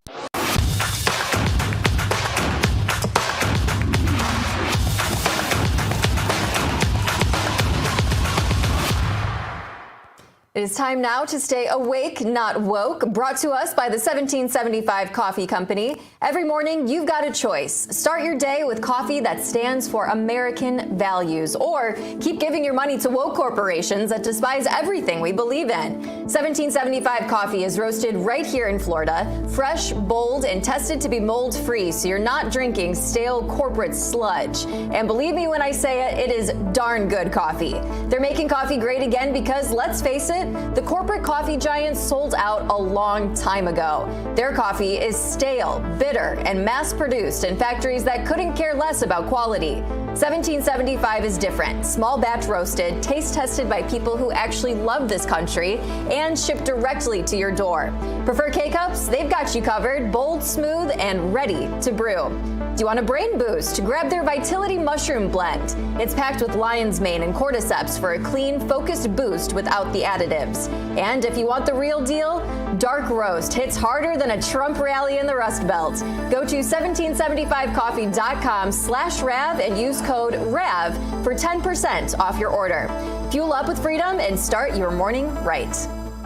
Now that we are caffeinated, it is time to stay awake, not woke, and nothing wakes you up quite like the roar of a rocket launch into space. NASA and Elon Musk's SpaceX will hopefully get the rescue mission for the astronauts stranded on the International Space Station off the ground this evening.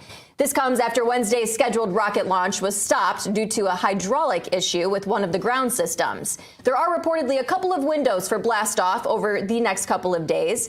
Those two astronauts returning home were only supposed to be up in space for 10 days. But due to complications and delays, they've endured an unexpectedly lengthy stay in orbit. It's been about 10 months at this point. Now, back here on Earth, Houston, we have a problem. A new report unveils NASA introduced sweeping DEI initiatives under the Biden-Harris administration. According to a report from Open the Books this week, the space agency spent millions of dollars on diversity, equity, and inclusion-related programs. The efforts over the last 4 years include introducing courses promoting diversity and issuing guidelines to staff to better support those, quote, going through gender transition. NASA also forked over funds to DEI contracts for diversity, gender identity, and sexual orientation training. And to make matters worse, the report finds executive performance management documents in 2023 were updated to include evaluations for how closely NASA staffers conformed to DEI ideology. Whoa. Let's bring in Dr. Gina, David, and Terrence for discussion. I mean, you guys, I'm thinking about those astronauts that have been stuck up in space since last summer. Maybe if NASA was more focused on doing their jobs, bringing them home instead of these DEI programs, I mean, maybe they'd be back with us already. You know, it really kills the whole terminology rocket scientist right away, doesn't it? Because, I mean, that's the term we've used for so long to say someone is But it makes Space Cadet that much better, Dr. Gina. but Sorry, no, go ahead. You're exactly right. And this is dangerous. We are putting lives in danger. Thank God for our parallel economy. And yes, I'm going to say it, David Brody, thank God for Elon Musk's programs that, you know. It's okay. David's like, it's okay. That's okay. I won't cry. You're so funny. You always do the disclaimer with Elon Musk. That's so funny. Well, I feel bad because I love you, but I'm a big, I'm not a personal Elon fan, but I am a please, yes, slash everything in our government, Elon, and I am too. Make it all happen. And so, and I know you are, but thank God for him out there doing what he's doing and understanding that we can't rely on government. Government screws up whatever they touch, David. Yeah, and by the way, during the Biden administration, they called it mission equity. Really, we've gone from the Apollo mission and all of that to mission equity. What is going on here? A lot of critics are calling it critical space theory, which kind of makes sense. I like that. Critical space theory. That's perfect. By the way, there was an effort by NASA. Now, this will be curtailed by the Trump administration. There was this like nebula, you know, whatever a nebula is. I don't know. I have no clue. Anyhow, there was something called in space called the Eskimo Nebula. And NASA said, no, we can't have the Eskimo Nebula. That's racist. So they were going to change the name. Anyhow, the point is we're starting to change names in space because, see, Emily, this is where I need an Excedrin. And it always happens in the woke segment for some reason. It always happens here. No, I'm with you, David. I think the most appalling part, as I was just explaining to you guys, is that they had these documents, like their evaluations, their performance evaluations, and you had to make sure that you were conforming with these DEI policies. Let's say that it went against your political values. It went against your values. You wanted to, make sure that the people you worked with were there based on merit and not based on anything else. You wouldn't have a positive performance evaluation for that. That just seems unfair to have a litmus test like that at NASA. You guys, thank you so much for the conversation today. Now, coming up, when God's people come together as a team, their unified effort brings world-transforming moves. The importance of Christian groups working together for people of faith is coming up next. Stay tuned.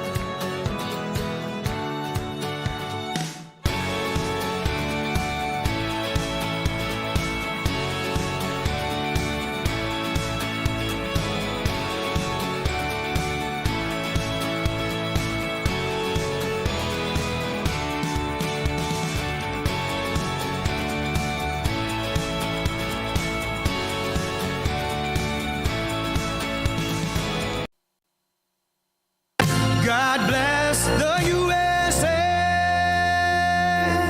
In the beginning, God created the heaven and the earth.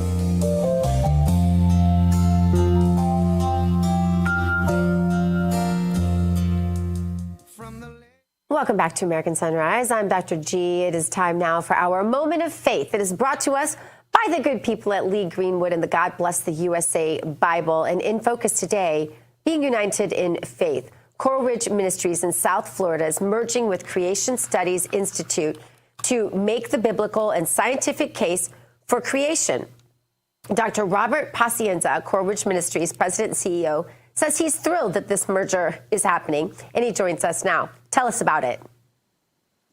Yeah, absolutely. This is a ministry that's 30 years old, the Creation Studies Institute, and we thought it was a great opportunity for us to come together to really make the case that the study of creation not only has scientific ramifications, but it has cultural ramifications as well. Darwinian evolution influenced Marx, Hitler, Margaret Sanger, and the modern cultural Marxist movement. And we really need to understand that we need to train up the next generation to understand that there is a God, there is an absolute being, being, that he is the creator God, that he alone defines truth, morality, gender, the marriage, and the family. And we thought this was an incredible opportunity to merge together to talk about not only the creation as a scientific implication, but also the cultural implications as well. So narrow it down for us, because we hear a lot of conflicted information about, how the world was created, even what Christians say, how old is the earth, those kinds of things. What are the biblical creation beliefs in the eyes of God? So the opening pages of Scripture say that God is the creator, which means he is sovereign, that he created the world, that the world is not some evolutionary accident, but it is by the hands of a creator God, that he created the world and he called it good. He created humanity and he called humanity very good. In fact, he creates humanity, we're told in Genesis chapter 1, in his image. And that alone gives every human being from the moment of conception sacredness and value and dignity. And then he sends us out into the world as the creator God to give us purpose and meaning. And that's what we're told in Genesis. And we want to reclaim that story in the public square for the sake of future generations, for them to understand that they are not a cosmic accident, but they are created in the very image of God, knit together in their mother's womb, as the psalmist tells us, and that God alone gives us dignity, worth, and value. And you take God out of the public square, you take the idea and the teaching of a creator God outside of society, and society falls apart. I'm so glad you mentioned Genesis, Dr. Pacienza, because it's one of my favorites as well. And my kid's pastor was actually saved reading the book of Genesis, which you don't hear often. Usually you think it's something in the New Testament, right? And Jim Mosley and I have a new book coming out for children on memorizing the book of Genesis. So Dr. Robert Pacienza, thanks for the entree into that. Appreciate you. Absolutely. Thank you so much. All right, back with the second hour of American Sunrise in 2 minutes. You don't want to go anywhere, because we're coming back. It'll be better than ever. Stay with us.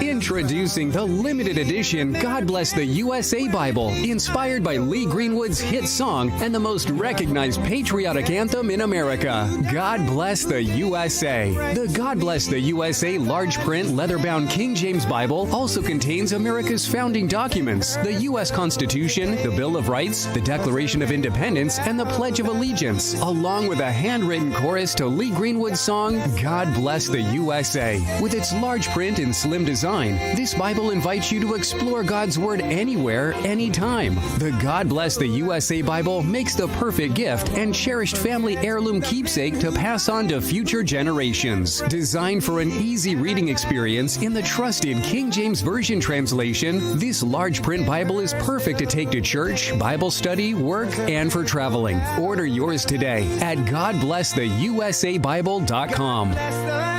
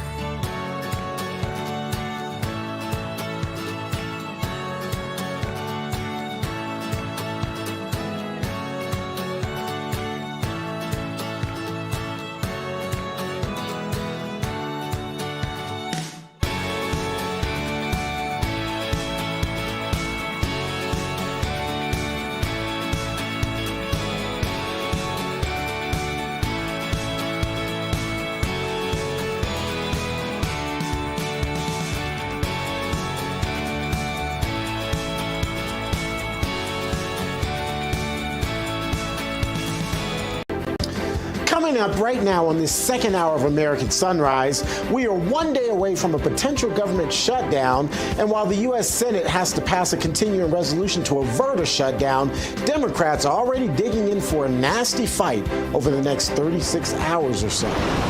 Plus, the Trump administration has begun the dismantling of the Department of Education with mass layoffs. So, what cuts are coming next? And finally, President Trump has called for a primary challenger to Kentucky Congressman Thomas Massie for voting against the continuing resolution. How will all of this ultimately play out? That story and so much more as this second hour of American Sunrise starts right now. Good morning, America. Welcome to American Sunrise. Whether it's culture, we have breaking news to share with you. Politics. President Trump is joining us live now from Florida. We've got you covered. This is what it looks like to be a patriot. We have to protect the American family. The American dream is still alive. I'm David Brody. I'm Terrence. And I'm Dr. Gina.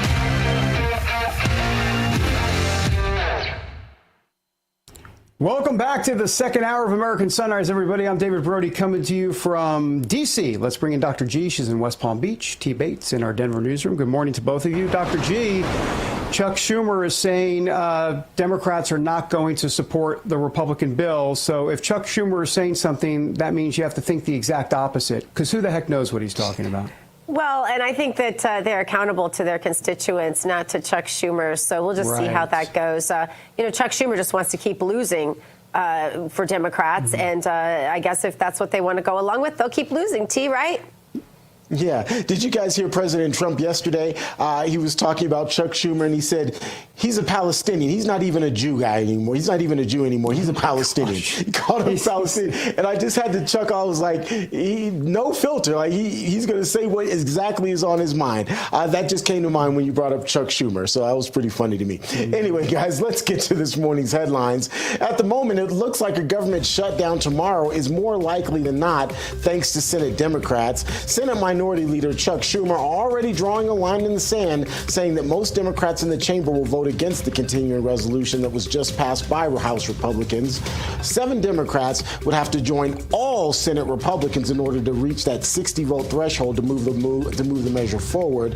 However, Republican Senator Rand Paul already on record saying he's a no vote, meaning that 8 Democrats would have to cross the aisle.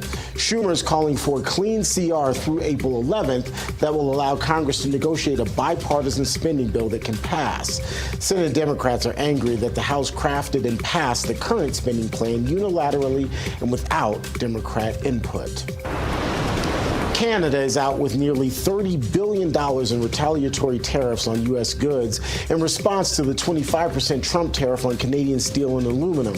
Canada is the U.S.'s biggest supplier of steel and aluminum. Our northern neighbors responding to the added tax on the two exports by raising import taxes on American goods, including tools, computers and servers, sports equipment, and cast iron products. All of this comes as the Premier, or the Governor of Ontario, Canada, is set to meet with U.S. Commerce Secretary Howard Lutnick in Washington today. The two will discuss a dispute over electricity from Ontario that's powering about 1 million homes here in the United States. In the meantime, a 25% tariff is also in effect for the European Union, which in turn is raising tariffs on American beef, poultry, bourbon, motorcycles, peanut butter, and jeans. That will impact about $28 billion worth of U.S. goods, which economists predict will cost American companies billions in terms of losses or fewer profits. If the burgeoning trade war rages on, companies are expected to pass the cost on to consumers in the form of higher prices. NASA and Elon Musk's SpaceX are hopefully going to get the rescue mission for astronauts stranded on the International Space Station off the ground this evening. Wednesday's scheduled rocket launch was stopped due to a hydraulic issue with one of the ground systems. There are reportedly a couple of windows for blast off over the next couple of days. Taking to X on Wednesday night, Secretary of Defense Pete Hegseth pointing out that the rescue effort will also involve the Army, Air Force, and Navy. President Trump said to Elon Musk, get the astronauts home and do it now. And they're responding. And they're bringing NASA astronauts, which also happen to be retired U.S. Navy Captain Butch Wilmore and retired U.S. Navy Captain Suni Williams, home. And getting to the space station is becoming increasingly urgent as American astronauts Butch Wilmore and Suni Williams have been stranded on the ISS for about 9 months now. They were only supposed to stay there for about a week. That's a quick check of your headlines. Now let's get you back over to David. Thank you, T. Appreciate it. A big question this morning, will the federal government shut down, as Terrence was talking about? That would be at midnight tomorrow. The House did its job after voting to pass the President Trump, endorsed continuing resolution. But Senate Minority Leader Chuck Schumer says, hey, not so fast. He says Democrats are against this. He has the votes to block the CR, and that is technically true. Schumer says that funding the government should be a bipartisan effort, and that Republicans wrote this bill without any input from Democrats. This is what Schumer wants. He wants a 30-day continuing resolution. Oh, my goodness, these 30 days, rather than a 6-month CR. All right, for more, let's bring in RAV Chief White House Correspondent Brian Glenn from the North Lawn of the White House. Brian, the CR in the Senate would need 60 votes to pass, right? So Republican Rand Paul, he's a no. That means you got to have 8 Democrats that would have to vote for this. Schumer says that's not happening. But I'm curious to get your take because, look, Brian, if Dems shut down the government, that's totally on them. So that's a big problem politically. And, MAGA's so sick of winning, the Democrats have to be so sick of losing. Yeah. David, you actually said it perfectly in the 8 o'clock hour. This is nothing more than kabuki theater, political kabuki theater. This is just posturing to the base, saying that they're defying this. But Dr. Gina said it as well. This is the same Joe Biden. This is the same thing they've always been voting on. So all of a sudden, they have a problem with it. And shutting down the government is something they don't want to happen. If they're complaining about DOGE getting rid of waste, fraud, and abuse and people losing their jobs, then how can they be for shutting down an entire government? So I don't think it's going to happen. I think at the end of the day, this thing passes. And I'm more concerned about what happens on September 30th. What do we do then? Because I know there's some people in Congress that are absolute hard no, will not cross that line on voting for another CR.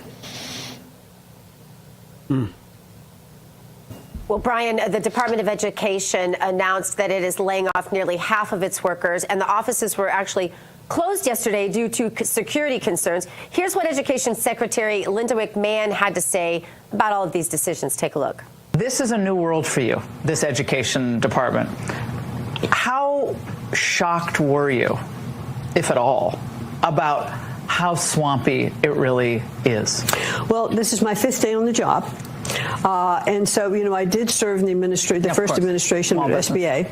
But so when I got to the Department of Education, the president said, look, I need an executive. I need a leader in the department. And so when I got there and I found out, I said, OK, we have to identify where the bloat is, where the bureaucracy is, and let's start. We're going to start there because the programs, so many of the programs are really excellent. We need to make sure that money does get to the states. But we want more money to be able to go to the states.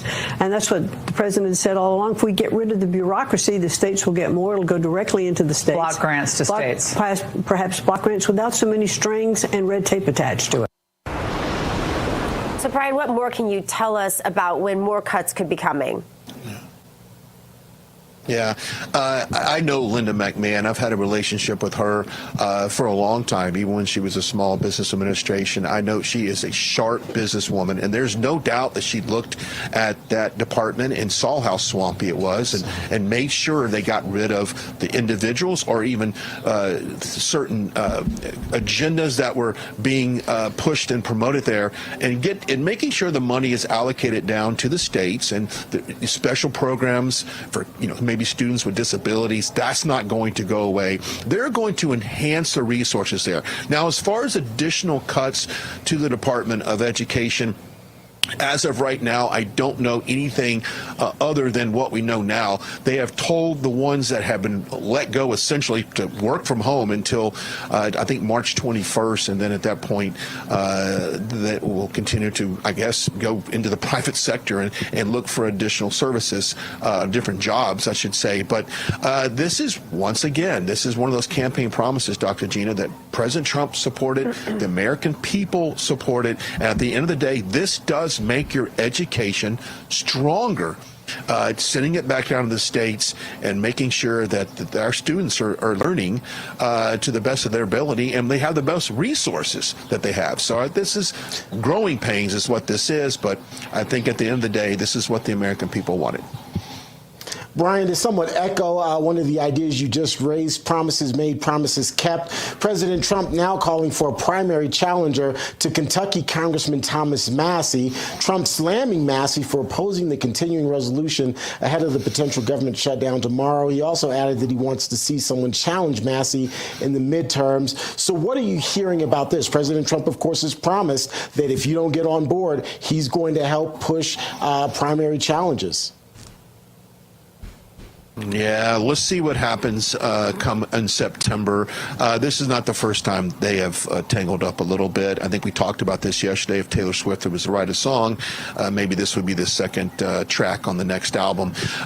They'll get back together. I think this is just some strong words from the president.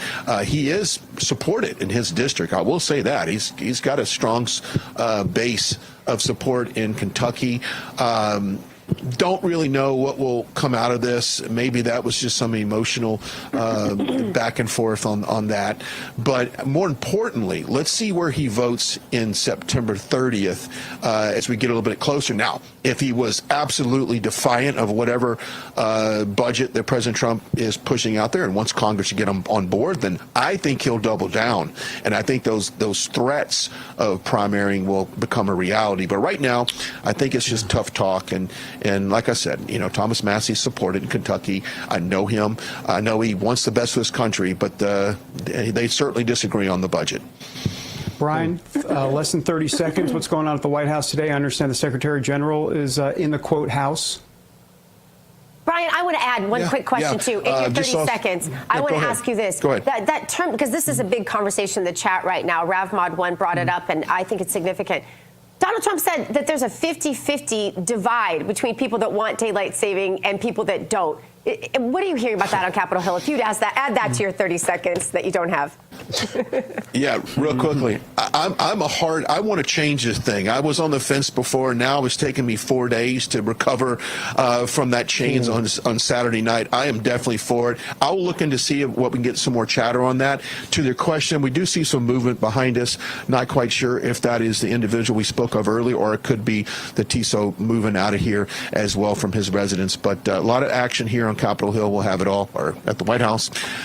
No action on Capitol Hill, I should say. Well, maybe not. They might be coming in to vote. Who knows? We'll see what happens. Yeah, so it's always an interesting day here in Washington, D.C. Thanks, Brian. You know what? I've never met anyone who doesn't want to eliminate daylight saving. So if you're that person, reach out to me in the chat on Getter, Brian. I don't know where they're at right now. We'll find out if anybody's for it. Please let me know, because I'm willing to step up to the microphone here for a second. Yeah, Brian's searching for folks. I love it. All right, Brian, thanks for being here. Appreciate it. Coming up, Christians in Syria, they're being killed just because of their faith. What can be done? We're gonna dissect that in a moment. First, though, as Americans prepare for the final stretch before tax day, how can they save money on their taxes? We're going to have those answers next as American Sunrise rolls on a Thursday.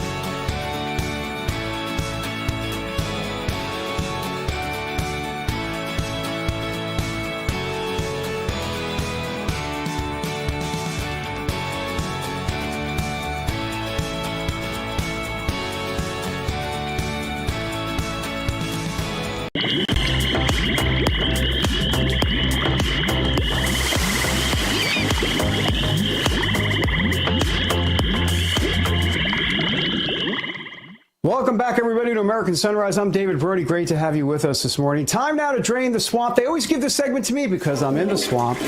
This morning, we're flushing out the IRS. And there's the toilet sound effect. Nicely played, control room. Tax day right around the corner as millions of Americans are filing their tax returns with the IRS. It can be a very complicated process, especially if you have or if you owe back taxes. So what can people do?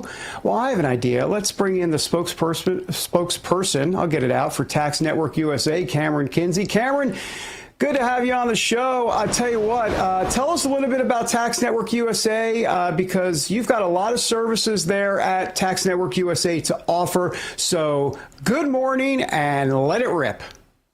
Yeah, good morning, David. Thank you so much for having me. Tax Network USA, we're a team of experienced tax professionals. At Tax Network USA, we have CPAs, enrolled agents, tax attorneys, really just understand the complexities of tax law. We specialize in helping individuals, business owners, really just resolve IRS issues that they feel like they've been dealing with for a while. And I know that we're approaching the tax deadline, April 15th. So it's really just to get better to get ahead of these tax issues. We handle anything from tax relief to IRS negotiations, audit defense, tax preparation. So really whatever you're dealing with, we've seen basically every case, and we're willing to help you. Yeah, that's important, because I was going to ask you what kind of clients you typically work with, but you're saying it runs the gamut. I mean, it doesn't matter if you're a mom in Peoria or some sort of small business or whatever it is. How's that work? Yeah, so we work with everyday Americans. We work with business owners, self-employed individuals, even W-2 employees, anybody who's really found themselves in trouble with the IRS, whether somebody owes back taxes, like you were mentioning earlier, facing an audit, simply needs just expert guidance and an opinion to get their finances in order. That's really where we step in to help. Tax Network USA basically acts as a liaison between you and the IRS, so you don't have to talk to them directly. So we've also represented high-profile clients as well in businesses, but really at the end of the day, our goal is the exact same for every single individual or business that we represent, and it's protecting people from the IRS overreach and financial hardship that we've seen. Yeah. By the way, you have some advice that you would give someone who's struggling with tax debt? I mean, obviously, I think part of the advice is, call Tax Network USA. I could probably fill in the blank on that. But beyond that, I mean, what's some advice that you can give to folks? Yeah, I think we've been seeing a lot of great adjustments under this administration, with the Trump administration really eliminating the government overreach that we've seen, specifically when it comes to the IRS with the hiring freeze, making sure they're not pushing their bounds more. But that actually, with those adjustments in place, that is great. But tax season is approaching. I think a lot of people think that they can ease up on that. They shouldn't get ahead of it. I would just say don't ignore the problem. The worst thing you can do is avoid those IRS letters because penalties and interest can really stack up quickly no matter who's in office. So instead, just take action immediately, maybe get ahead of the game a little bit. The IRS really isn't going away overnight, but you do have rights and there are legal options for you to reduce or eliminate your tax debt. Yeah, by the way, we have about 30 seconds or so. How long does this process take? What happens? The initial consultation and then it goes from there? I mean, I guess it depends how complicated it is. Yeah, you're exactly right. So I think it just really depends on the complexity of the case. Some issues like penalty abatement or setting up an installment agreement can take, just a matter of weeks, but more complicated cases, such as an offer and compromise settlements or IRS appeals, could take a little bit from several weeks to several months just due to the government's processing times. Really just depends case by case. However, from the moment we step in, we just basically handle everything. We review your case documents that you provide us. We handle all the communication with the IRS, so you don't have to. So our clients don't have to deal with that stress of the collection calls, the letters, things like that. All right, good to know. Well, you're talking about the IRS, so maybe you might want to go to the Witness Protection Program. Who knows when we'll next see you, Cameron Kinsey. Thank you so much. We really appreciate your time. Thanks, David. All right, Tax Network USA. Go check them out, folks. Coming up on American Sunrise, White House Press Secretary Caroline Leavitt puts the legacy media in their place. I love this smackdown. We have the latest exchange. First, an admitted Hezbollah member crossed the border illegally and is now facing deportation. What else was he accused of doing? Like being a member of Hezbollah isn't enough. We'll tell you next on American Sunrise.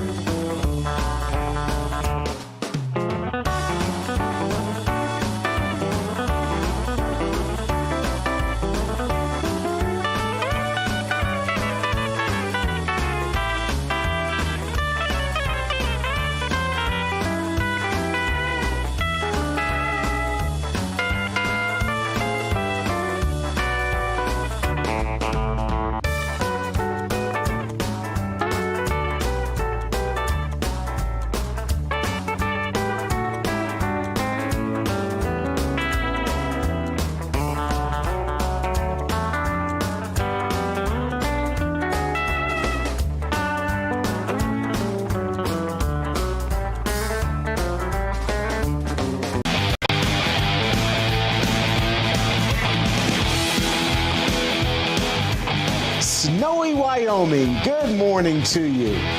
I must admit, I'm a happy camper these days. It is in the 60s here in Colorado, at least in the Denver area, which is unseasonably warm. So I am all for it. I'm all for the 60s. Just seeing this gives me PTSD. And I just passed my snowblower. I just got one after having to shovel too many times. Not that you asked for any of that, but I'm just sharing.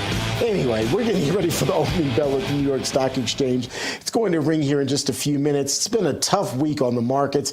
As you can see, starting off in pre-market trading, not looking good either. The Dow, S&P 500, NASDAQ, all in the red. Right now, gold is the only positive sign there on our board. We'll take you to the opening bell at the New York Stock Exchange shortly. But now, let's get you back over to David. Okay, T, waiting on those numbers big time. We're continuing also to monitor the horrific situation facing Christians in Syria. New reports show that between 800 and 1,800 Christians have been murdered in Syria just because of their religion. Now, so you've got a news agency associated with the Vatican that reports it's around 800. You've got the Iraqi Christian Foundation reporting it's 1,800. Who knows the exact number? The Iraqi Christian Foundation, by the way, also reports that entire villages are being slaughtered. The Assad regime allowed Christians to pray openly, but since the Assad regime fell, you have religious minorities that have been under even more religious persecution and literal death. For more, let's bring in the host of Stakelbeck Tonight on TBN. That would be, of course, my good friend Eric Stakelbeck. Boy, I tell you what, Eric, Christians are being killed, and of course the Alawite sect. I mean, they're being killed because Assad is an Alawite, and you've got now a Sunni-controlled government in power. I mean, it's all insane, ridiculous, and immoral, but sadly predictable here, Eric. It is, David. Whenever jihadists come to power, look, a jihadi leopard never changes its spots. This is an offshoot of al-Qaeda, the governing body in Damascus right now. So really, what did we expect? This is who they are. They're showing their true face and just running roughshod through northwestern Syria, David. This is a mini genocide that's unfolded over the past few days. As you said, any religious minorities in their way, and that includes Syria's ancient Christian community. So these are very bad actors. Israel, thankfully, back in December, the world usually condemns Israel. The world should be thanking Israel in this case, in that Israel destroyed most of Assad's military arsenal. He fled the country in December, of course, went into exile. But when these jihadis took over, they could have had all of his weapons. David, fighter jets, tanks, ships, chemical weapon stockpiles. Thankfully, Israel wisely, preemptively went into Syria and destroyed those military stockpiles. This genocide we saw over the past few days against Christians and religious minorities could have been much, much worse if Israel didn't take that preventive action.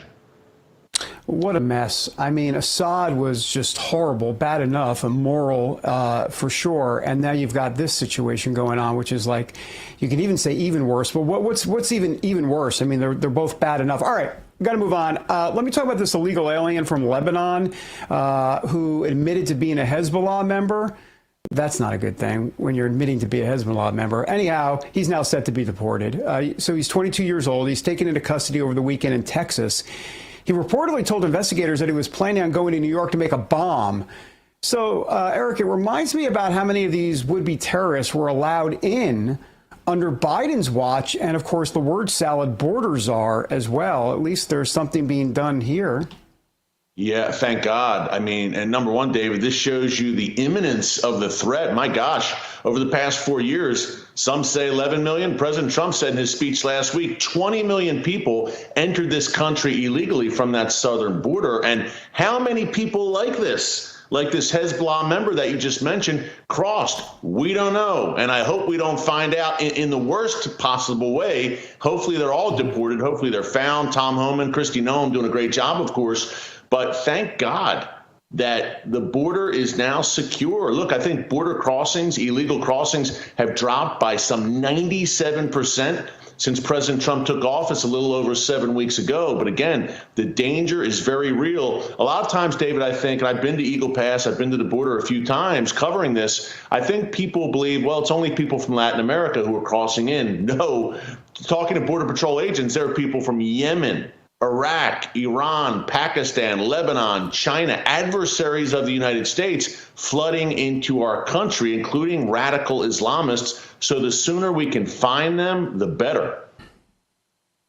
you were ahead of the curve on this. You wrote that book, The Terrorist Next Door, and you talked about not just this threat of people coming over the border, but like homegrown terrorism in terms of people literally. Go ahead, Eric. I got 20 seconds or so, 30 maybe.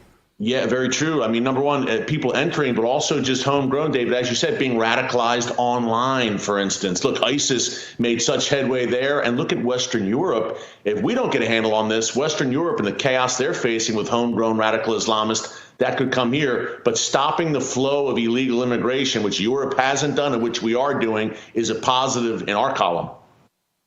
Eric Stakelbeck, great to have you, sir. Stakelbeck tonight on TBN, must-see TV, unlike Rachel Maddow at 9 p.m. Eastern. Thank you, sir. Appreciate you, as Thanks, always. David. You're the anti-Rachel Maddow.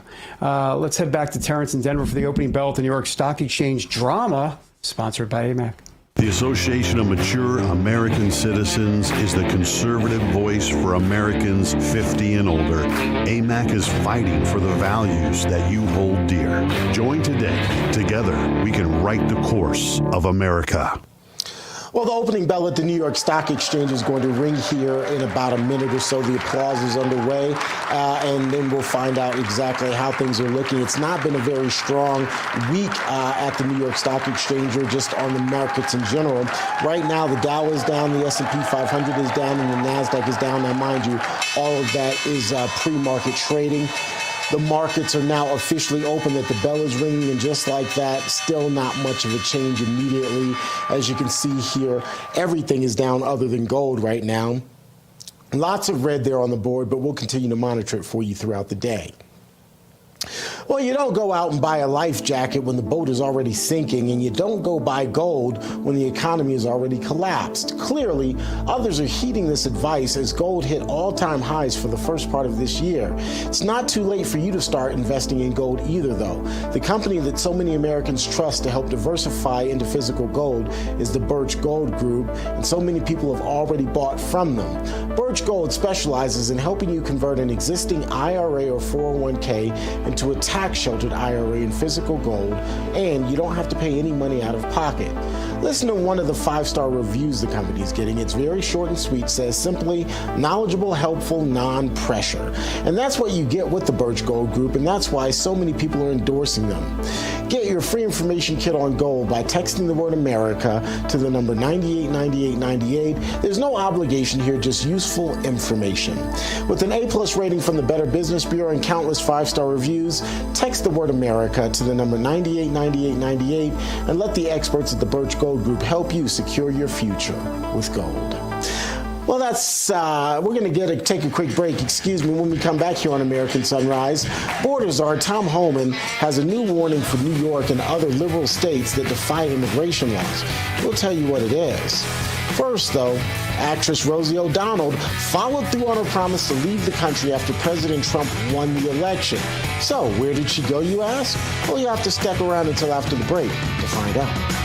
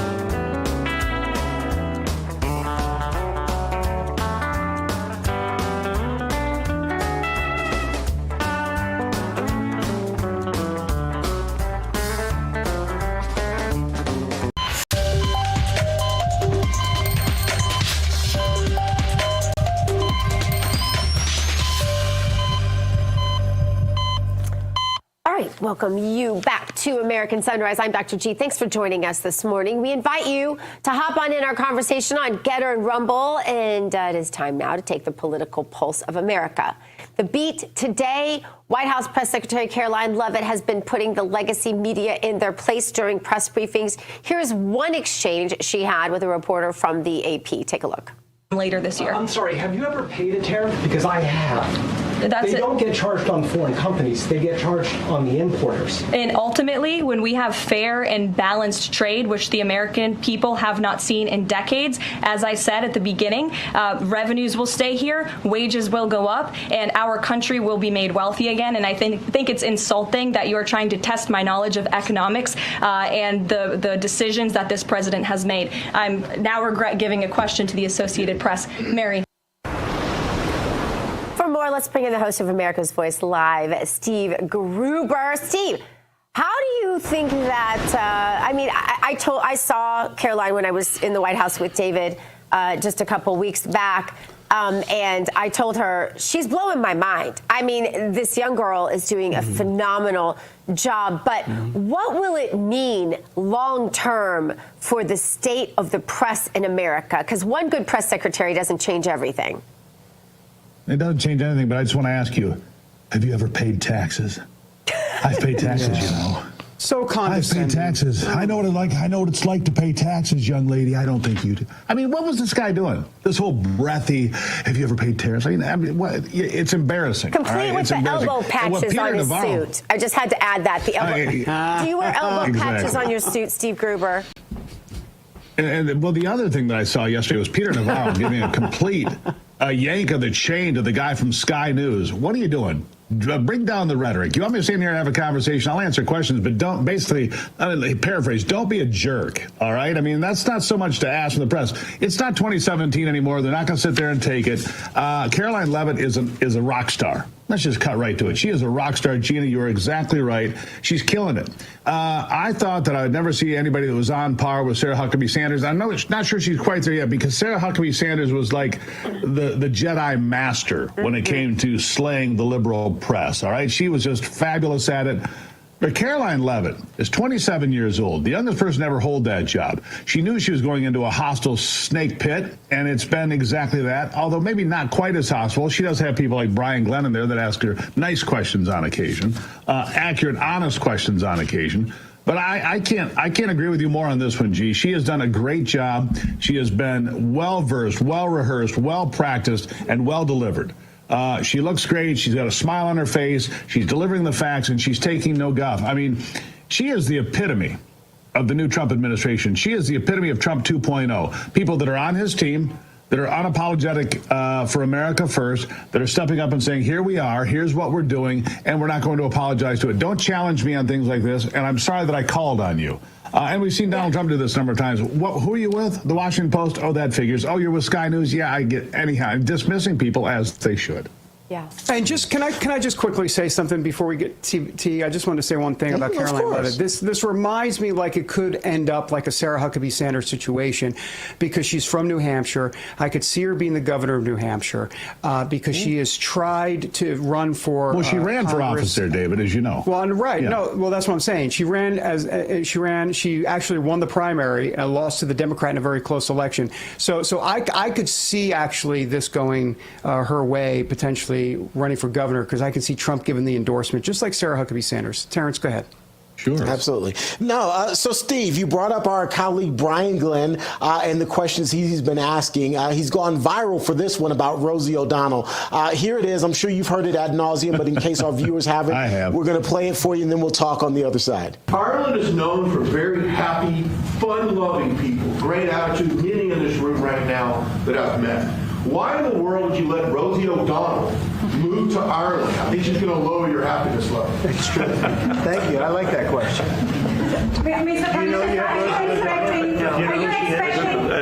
Do Do you know who she is? Yeah. I'm joking. You better off not knowing. President Trump.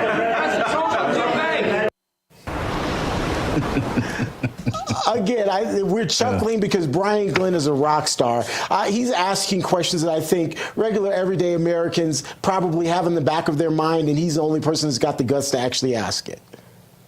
Well, you know, and I'm sitting there, and I know some of the people in the room from NBC, CBS, because we've been on risers together. Brian's been all over the place as well. And you know that they're just looking down their noses. Oh, that of guy. Course. Oh, you know, we're the legitimate media. How dare him step up and ask such a question? I mean, these people have their, you know, their underwear is in a wad, no question. Look, the fact of the matter is the media is changing, and for the better.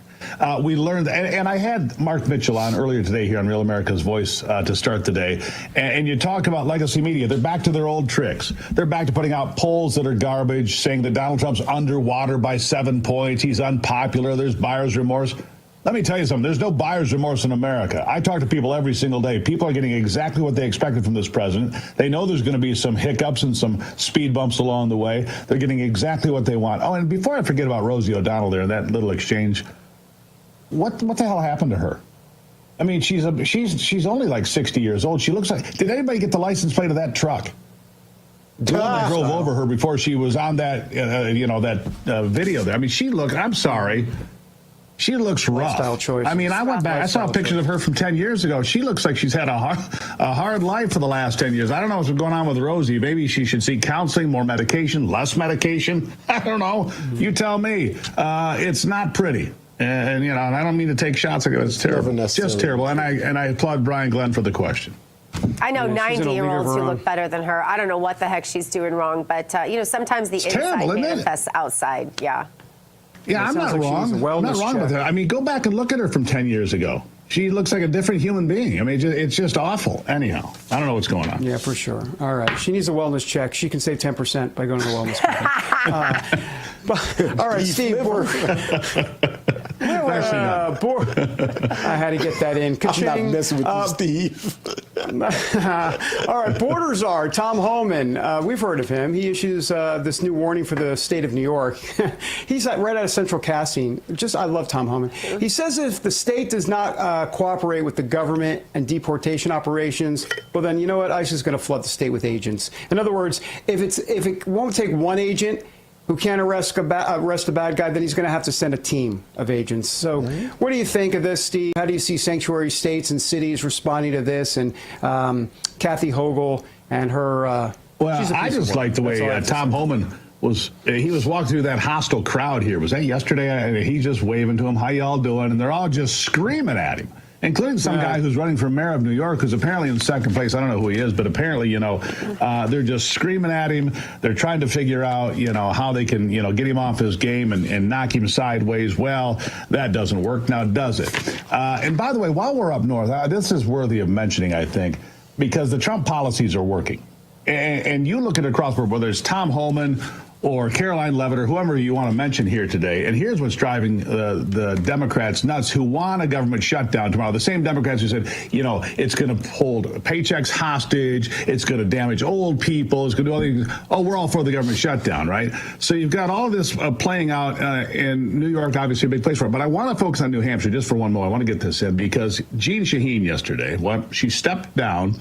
She's the third Democrat senator to run for the exit. All right, now she's a little bit older. She's 78. By the way, she looks great. She's 78 years old. She looks fabulous. All right, so there's a compare and contrast what we were just talking about. But New Hampshire, you talk about Caroline Leavitt running for governor or a seat there. I agree. You've got Kelly Ayotte, who is the governor there now, and you've got Jeanne Shaheen running for the exit. This comes after Michigan and Minnesota, their Democrat senators ran for the exit, right? So those two are gone. This is the third one that Democrats are going to have to defend that are vulnerable. The seat in Michigan's vulnerable. I'll guarantee you that. Gary Peters left. Tina Smith left to Minnesota. Now you've got Jeanne Shaheen leaving out of New Hampshire. These are important races. I mean, you pick up two of those, which are very possible, Michigan and New Hampshire, because here's what's going to happen, most likely. Chris Sununu is going to run for that Senate seat in New Hampshire. Not exactly pals with Donald Trump, but a hell of a lot better than the alternative. That's what I'll say. Just a lot better than the alternative. A popular former governor from a popular political family in the state of New Hampshire. He doesn't have to be buddies with Trump, but he does have to be there to vote for Supreme Court seats and important legislation and get things over the line, which he agrees with. So I think that's a likely outcome. And Minnesota. Remember, Donald Trump almost won Minnesota. He only came up short by about 5 points. If that Senate seat is truly in play, and it should be, I mean, you've got Ilhan Omar, the poster child for insanity in the Democrat Party, who works and lives up there. I don't know if she lives up there. Her husband, her brother, I think, might live up there. I'm not sure about that. Did I say that out loud? I'm sorry, is this thing? Anyhow, well, it's true. And so Minnesota could be in play. And I think those are big political earthquakes because 3 seats takes you to 56. And if the Republicans have 56 seats, it becomes closer to enacting the Trump agenda every step of the way, not for 2 years, for 4 years, 8 years, for the rest of my life if we're lucky. Anyhow. Yeah, no, well, speaking of in play, you never know what President Trump is, which agency he's going to parse down next. But the EPA has announced it is rolling back regulations on pollution from coal-fired power plants and electric vehicles, among other things.